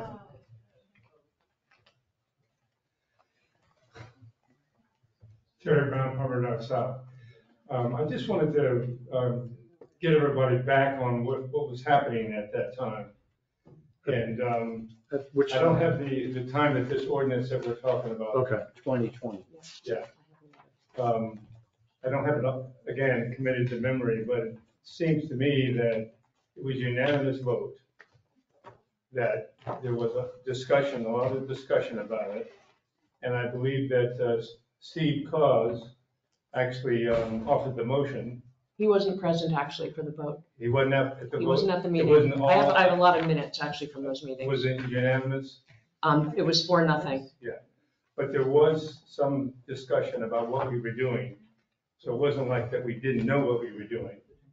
all these unintended consequences came up because this one property owner overpaid for a piece of property, and he wants to develop it, which he has the right to do, but he wants the code changed for that reason.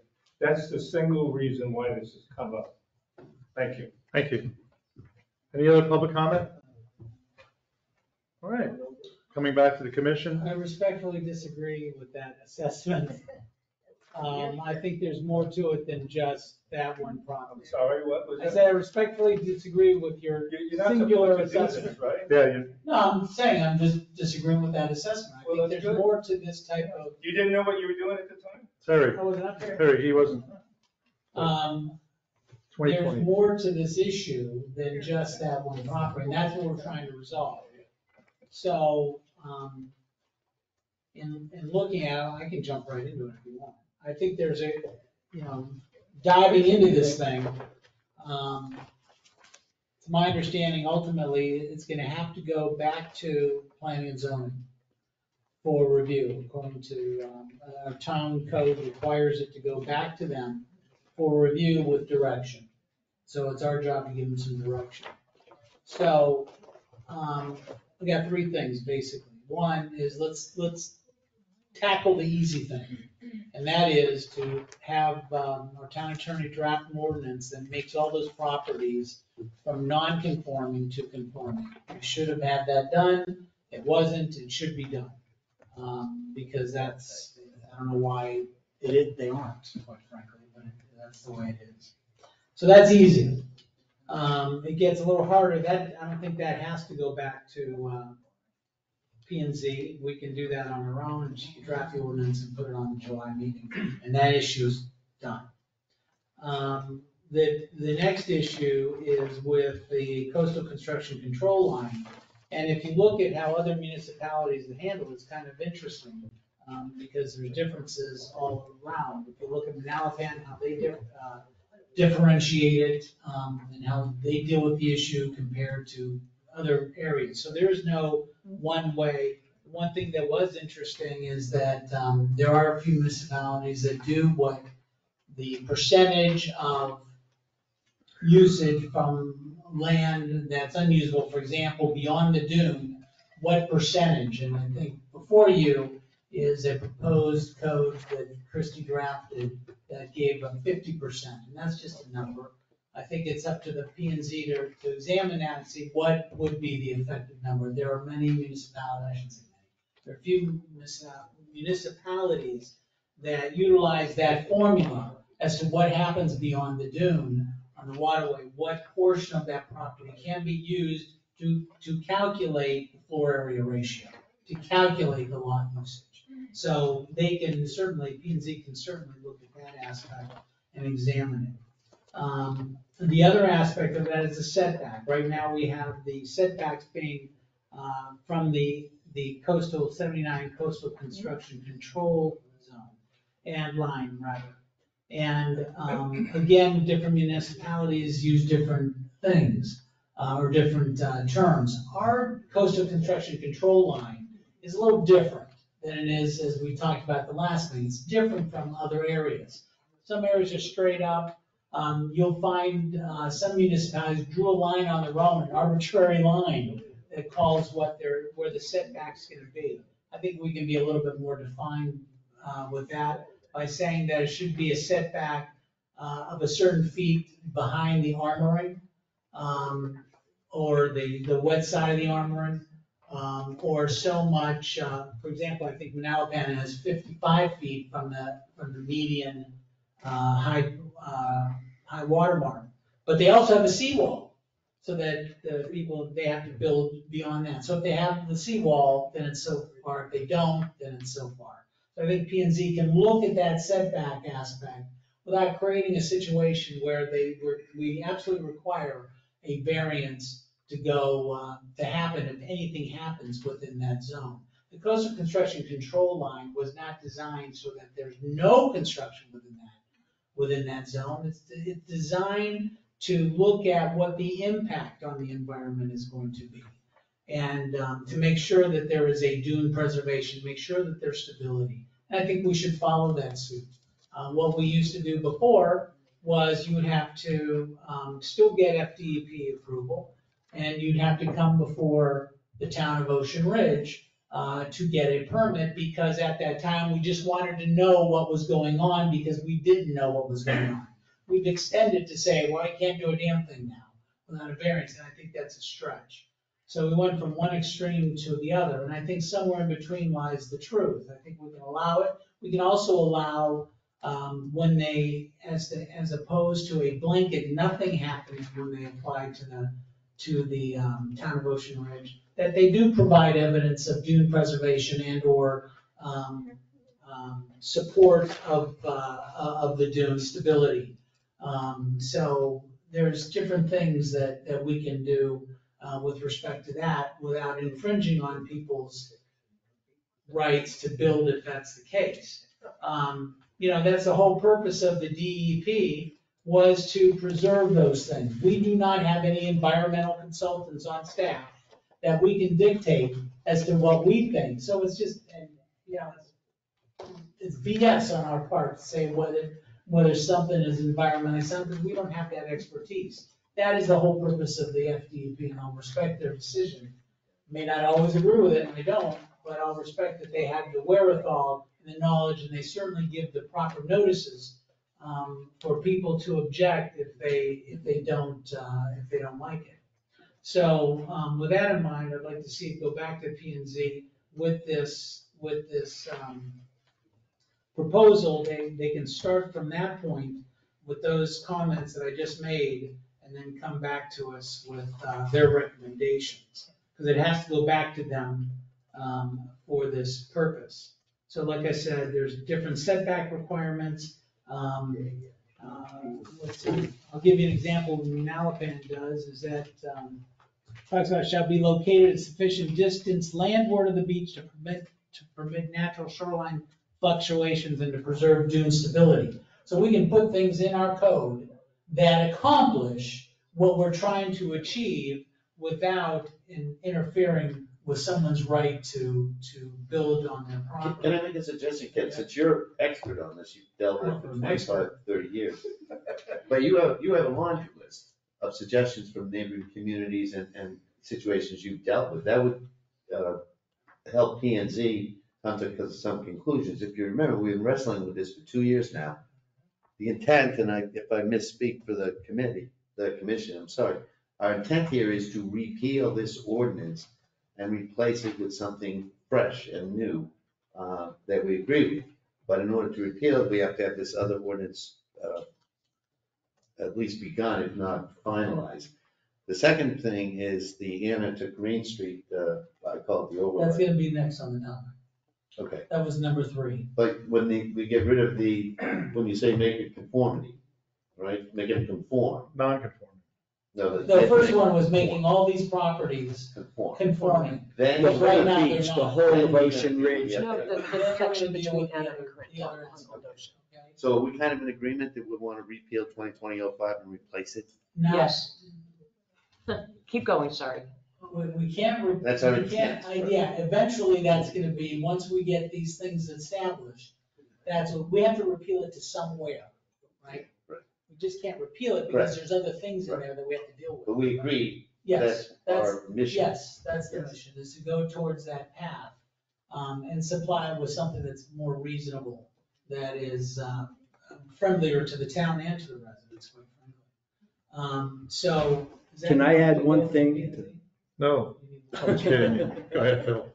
Well, no, if he's not done, I don't want to interrupt, but Well, Phil has a question.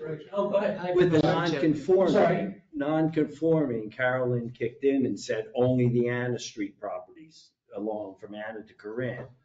All the other properties all along. They're all, right now, they're all non-conforming. Exactly. So I wanna there's make a sure- blanket conforming, until we get this corrected, they're all non-conforming. So she's gonna draft an ordinance that makes it. So Do I we have a guess, timeline on this though? Because this is something, we've been asking about it for 2 years. I've certainly it's been on the agenda several months in a row now, and just feel like it keeps. The first part, she's gonna bring it to the July meeting. Kinda like the We have beach done signs. July, the non-conformity. Yeah, for P and Z. Right. Yeah. And that's going to P and Z June 20th. And part of the problem that we often struggle is I checked today, there's a 10-day notice requirement for P and Z items. So that means that we have to get this drafted to do the 10-day notice for the P and Z meeting, which is June 20th. Then once P and Z makes its advisory review of it, then it comes back here, and depending on the requirement that has to be met, then ideally, we could get it to P and Z for June 20th. They could make their advisory recommendation back to you, and it could be on your July meeting for first reading. That's ideal, but there's a lot of things that happen. So, that's what we would shoot for.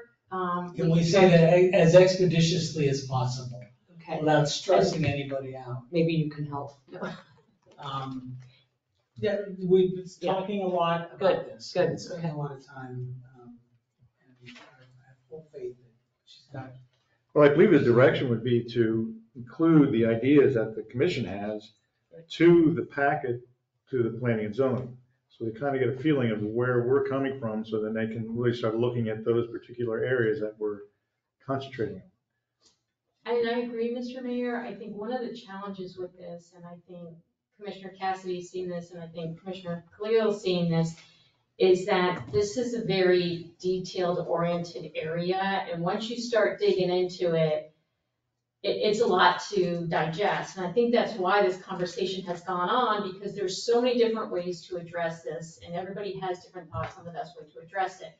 So based on Commissioner Khalil's comments, and I know most of Commissioner Cassidy's comments on this, perhaps what I can do is ideally in the next couple days, draft a new ordinance to provide to all of you to look at and to comment back to me and get that to P and Z, because I think the easiest way for P and Z to review something is to have something to look at in somewhat of a draft format, so that they can say, I like this, I don't like this, I don't like this, because if I just throw out ideas at them, I think this will continue to go in like this circular fashion, and everybody will provide, their 2 cents. So if that sounds like the right thing, what I can try to do is get an ordinance drafted in the next couple of days, send it to all of you, get it on P and Z, and start that process.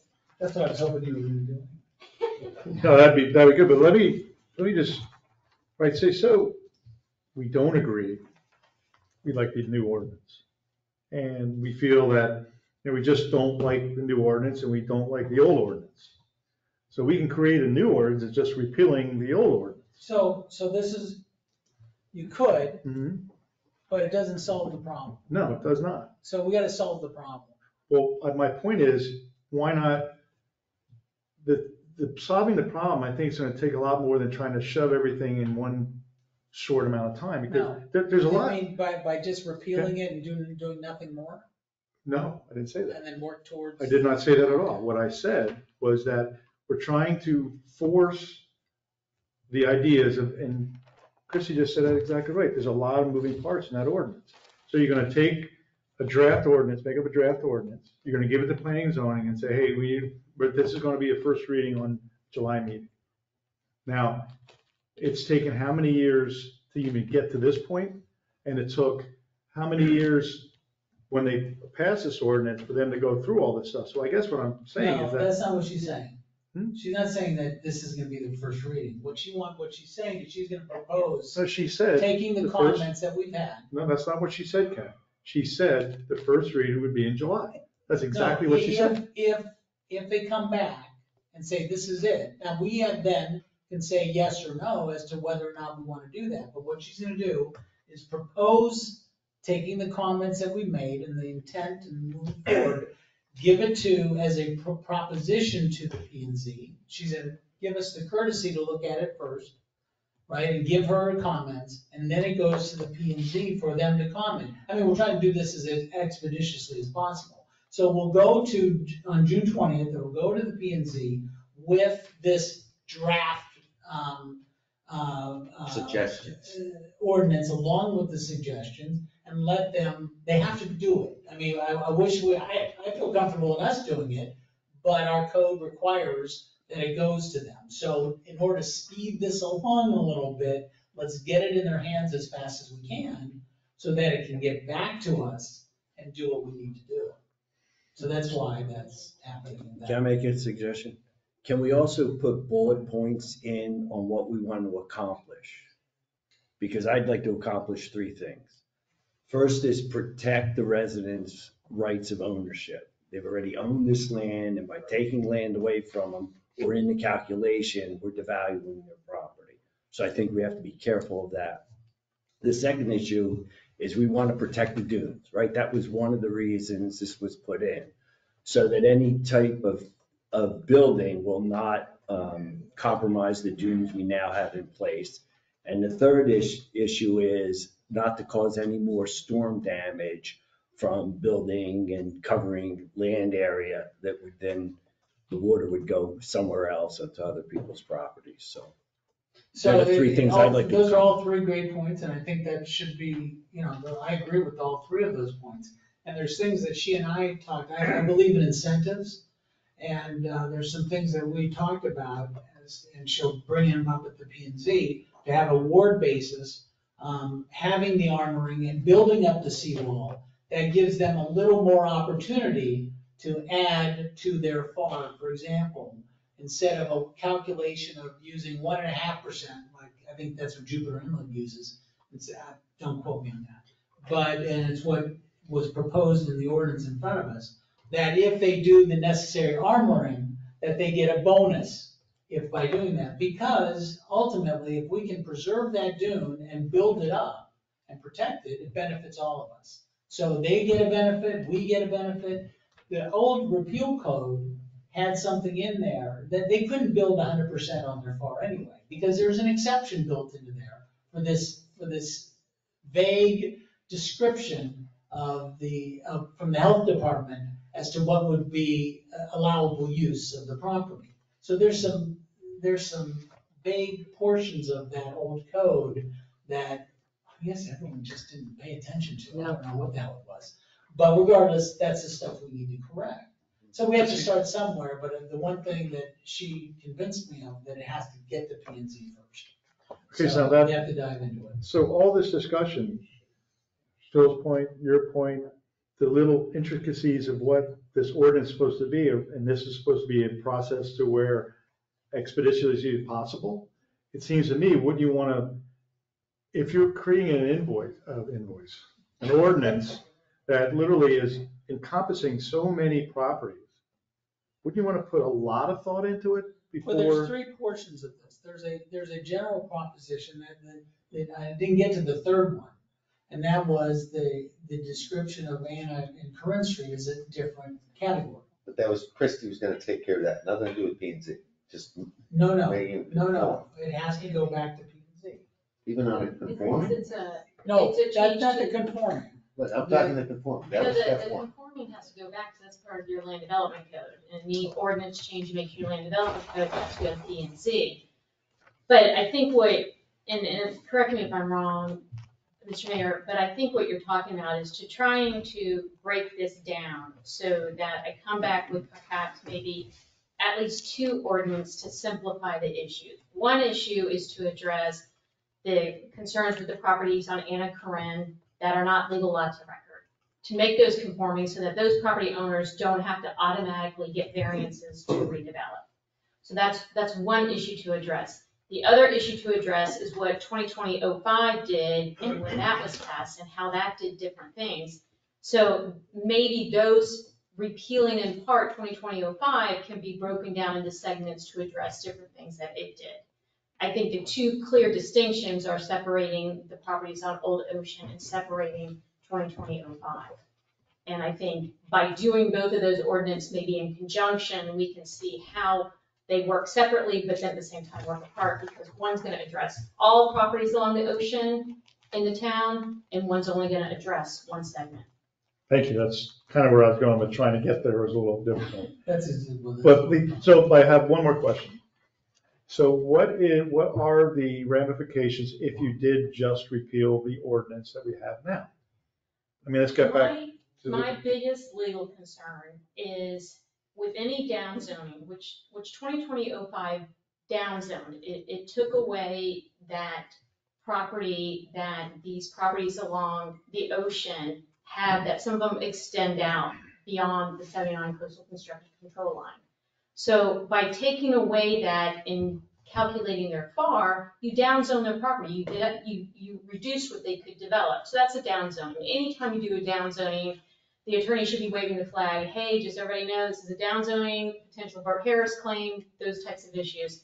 So if you just simply repeal it and take it away, now everybody's back to square one, which, okay, great, that's one thing. But then if you slowly start to re-implement a type of downzoning, now we've extended a Bart-Harris claim further out.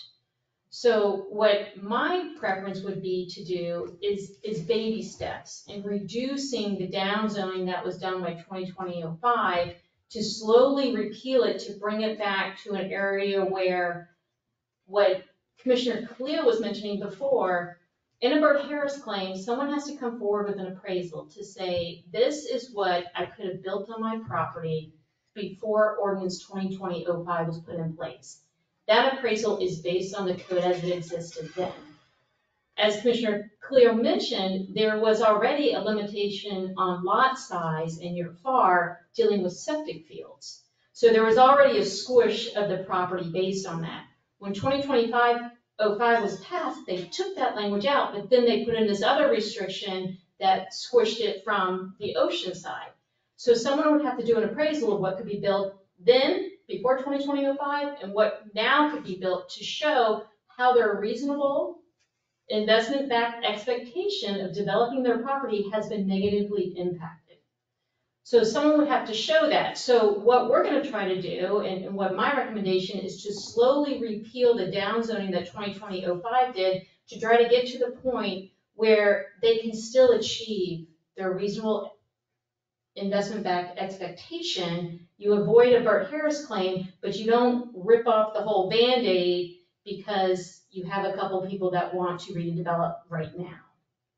So that's why I recommend a slower approach at this, because once you do downzoning, you sort of set the time frame for when Bart-Harris claims can come in, because when you buy property after the downzone has happened, you buy it subject to the new ordinance. So that's why Mr. Papas could not come forward with a Bart-Harris claim, because he bought his property after 2020-05 was put into place. All right. So, long-winded, I'm sorry for that explanation, but that's why I'm recommending slow baby steps in undoing what I hear clearly is the desire of the commission, but let's undo it slowly, so perhaps we find that, what I like to call sweet spot of where you can prevent litigation and everybody's sort of reasonably happy. So, and additionally, is to take what I'll call the good faith intent behind doing what they were doing. If the purpose of it was really for the dune preservation and for some of these other issues, where can we find that happy medium? Where can we find it so that we're all getting what we need to go? And that's something, in my view, should have happened then. What we're doing now should have happened 3 years ago. But unfortunately, we have to do it now. And I think we can find that. There's other municipalities that have done that. And so we need to do that. And that's fair to all the concerned and to protect the environment. So we can have our cake and eat it too. And it's going to take a little time. All right, so at this point, do you have consensus enough to know what items need to be put into this draft ordinance? I believe I do, and I think what I can do in the next couple of days, work on 2 separate ordinances, send that out to the entire commission, and individually either call me or provide me comments back, and then ideally get it out before PNC. Well, that'd be great. Does that sound reasonable? Does that sound reasonable, everybody? All right, that's consensus. All right. All right. Oh. Oh, come on. I guess I can bring it up later, bring it up now. No, I'll bring it under your town manager's report. How about that? All right, moving on to our town manager's report. Lynn? I'll bring it up under the town attorney. Thank you, Mr. Mayor.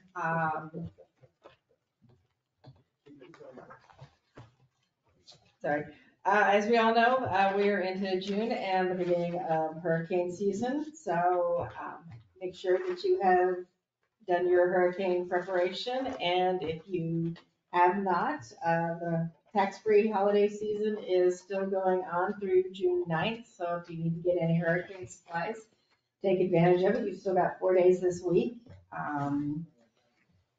Beyond that, we've got the new software. We are redesigning the town's website, so we hope to have that online by this spring. The new finance software implementation will take place in January.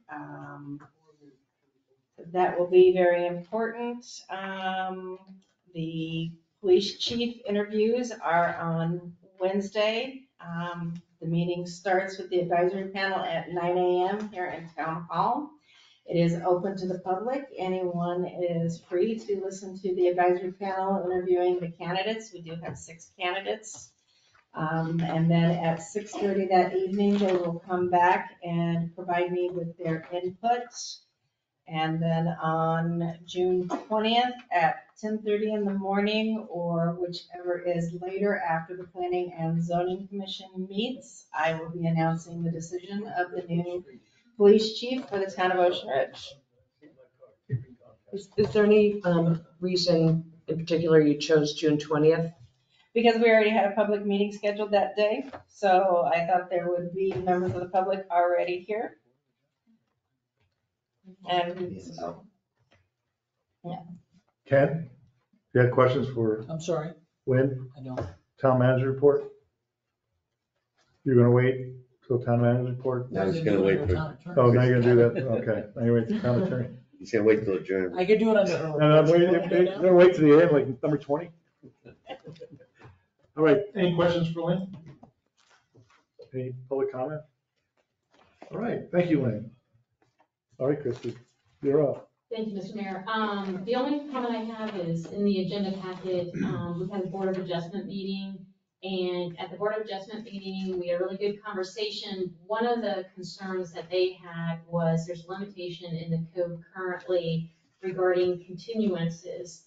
And the continuances are really limited to 60 days. So what happens is once we take in an initial application for a variance, we review it, we make sure it's complete to go before the board, this starts this clock of 60 days. So when they do a continuance, whether it's requested by the applicant or whether the board wants to grant a continuance of its own need, we still have this 60-day deadline.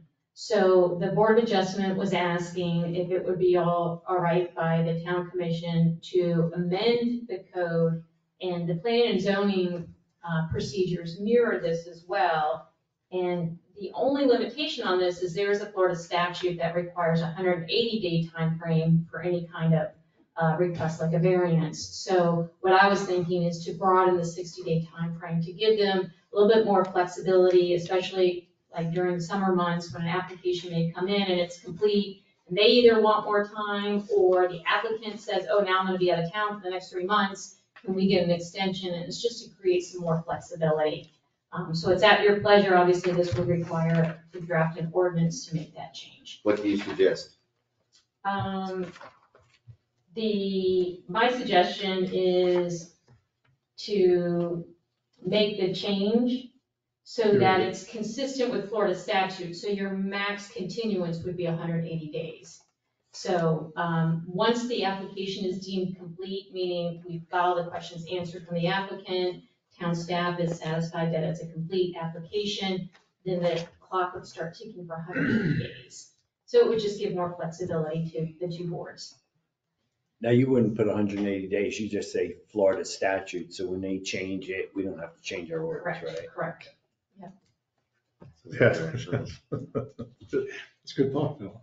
Well, I think she wrote it down, I just want to make sure that was clear. So need a motion on this? So moved. Please. There's a motion and a second. Any other discussion, public comment? Hearing none, all those in favor signify by saying aye. Aye, motion carries. Thank you so much. That's Chief? to bring up Nothing further. under her report. I was waiting. I could be under I mean, her report. Doesn't really matter. Oh, sorry.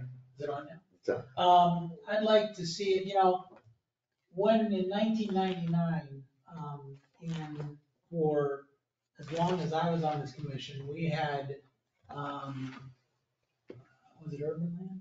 Urban Design Studios was the planner we turned to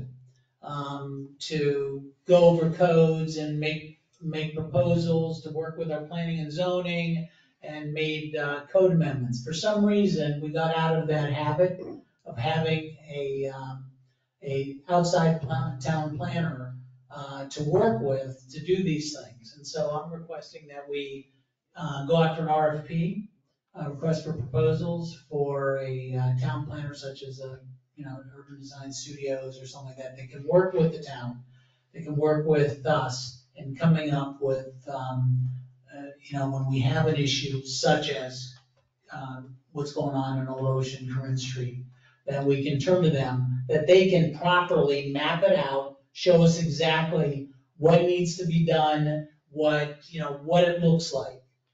We haven't been able to visualize, and that's part of our problem here, is that we haven't been able to visualize what's going on. And I think it would be quite helpful if we go back to that process that we had before. We need that coming up because we have what's coming up. Comprehensive plan, thank you. Comprehensive. We have to get it anyway. So I think we should go out now to get an RFP and start that process and just pick something that we can work with. But we do have a town planner, that's Corey O'Gorman. No, I got it. I'm saying going outside that. Going outside that. Now, no respect, just outside of that. I mean, we had somebody that when we went through this code, that it's a different type of process, respectfully, than our town planner within that can work with us. But I'm talking about outside that can really do what's necessary to visualize and to propose amendments and things that we need. So would Desperate need. this would be in lieu of Corey? No, not In addition to. in addition to. Corey's gonna do whatever that we need. The land development. The land development within what we're doing now. I'm talking about when we take out, for example, for what we're doing with Corinne, we would turn that over, urban design, they would come in and say, this is what you should do. And they have their years of research and years of doing it through municipalities throughout the state and around the country. They come in with some solid advice and show you what it will be like, as opposed to us guessing. And I think that's half the problem, that we don't have the right professionals doing what we need done. But this came up along several meetings ago, and the concern was that, and we called it a consultant, the concern was that this would push this months and months away. But you seem to be pretty confident urban design people can help us pretty. Well, and whether I think we can probably get through this process on our own now. When you say this process, the what we're- 2020-05? Yeah, Right. 2020-05, we can probably do that. And the But- Corrine Anderson? We probably can do that as well. Okay. But going forward, that's why, because it's gonna take too long. Right. So, but we need to have that to turn to, because there are gonna be other things that we're gonna need to do coming down the pike. And we messed up 2020-05 for the second time. Right, exactly.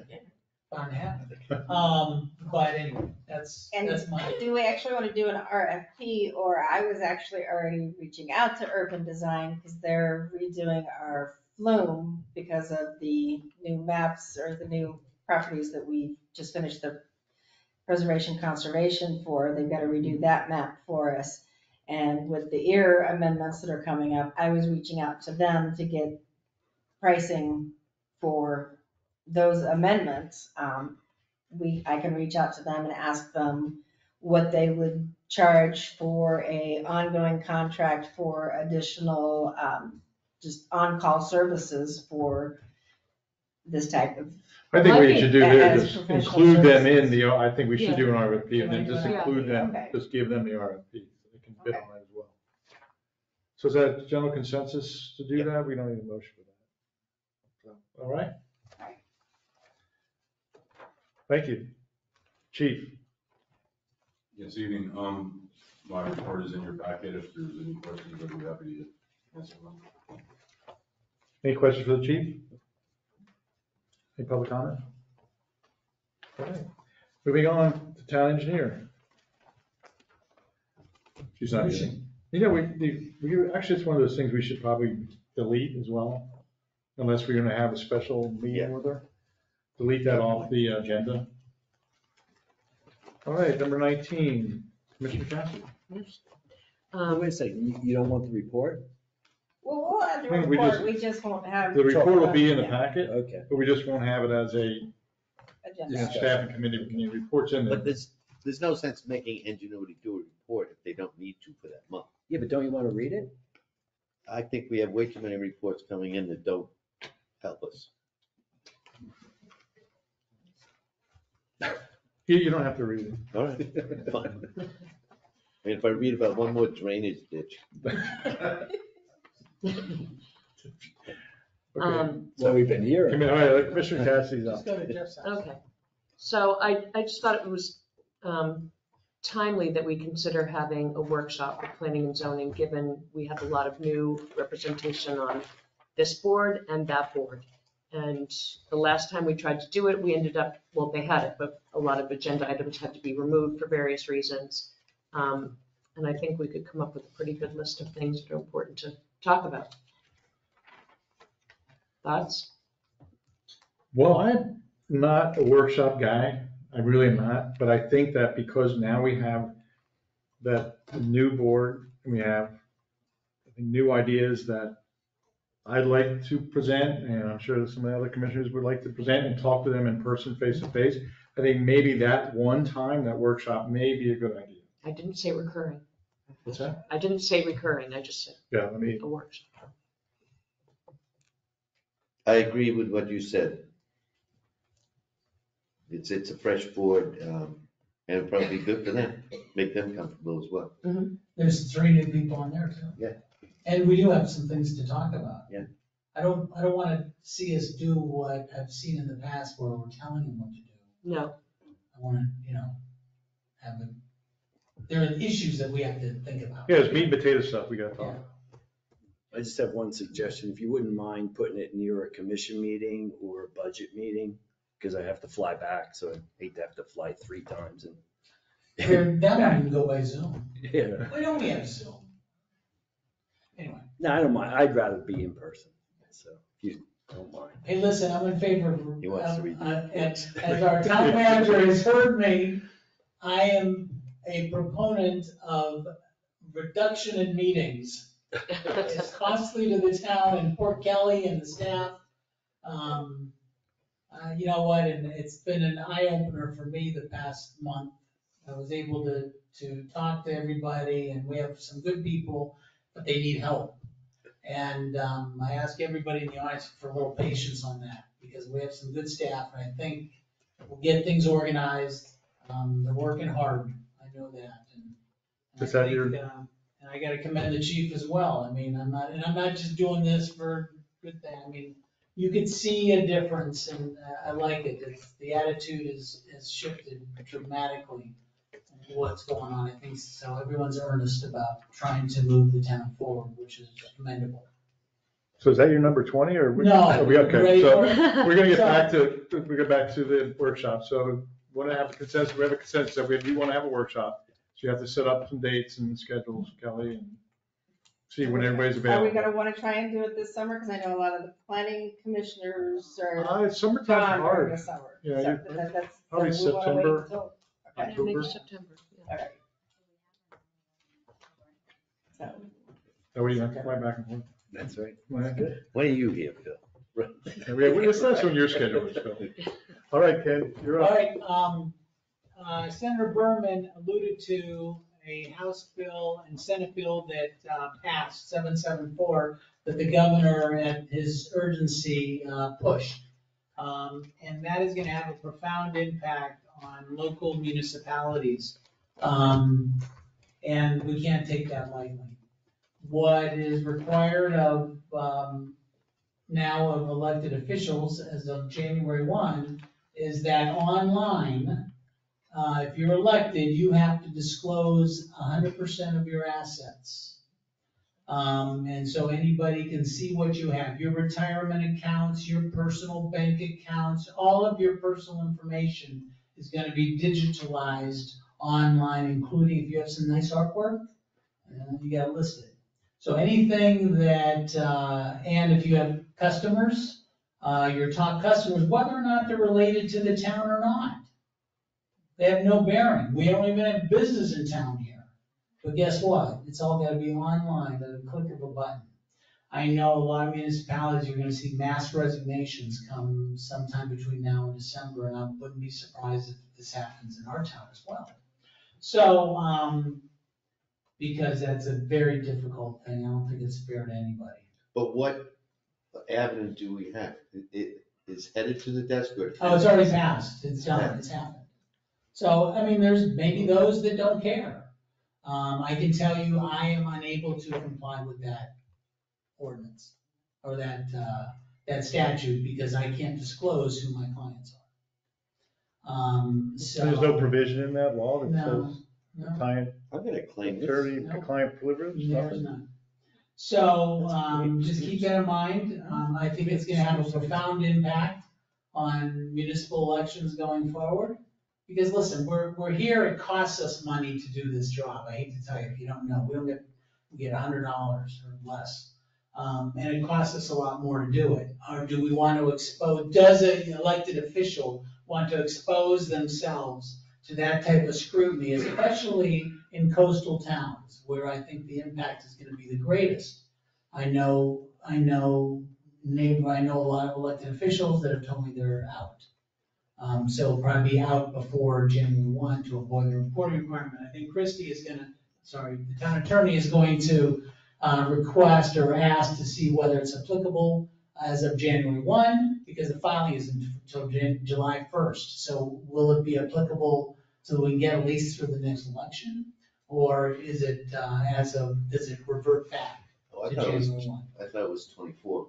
Yeah, January 1 of 24. Right. But your filing the first filing is until July. But if you were in office between January 1 and the time you're no longer in office, do you still have to comply with that reporting requirement? If so, you're gonna see a lot of people resign by December 31. And maybe not, I don't know, but I think. What prompted this, do you know? I think it's part of, it was part of the agenda that they can, I don't know. It's aimed at large corrupt cities. Yeah. And unfortunately, Yeah. we get caught up in it. No, I think it's just dangerous. I mean, It's a lot of extremely us, dangerous. we walk around like bums, we don't want to look wealthy, and we don't have a security force to look over our grandkids and our kids, and, we're targets. Well, Can we I put that think, money I out think there? talk about, I think there's privacy issues there. And I That's a think it has a chilling effect. And now I'm getting, a little bit political, but it casts a chilling effect on who's gonna run. And that's, we don't have that in anything else. Now, their excuse was, well, the governor has to comply with it.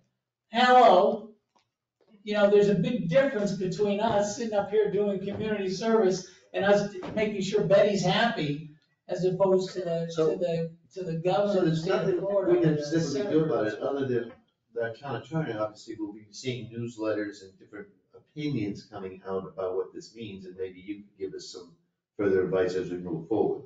That maybe there's language, and somebody figures out how to get around parts of the language for towns like ourselves.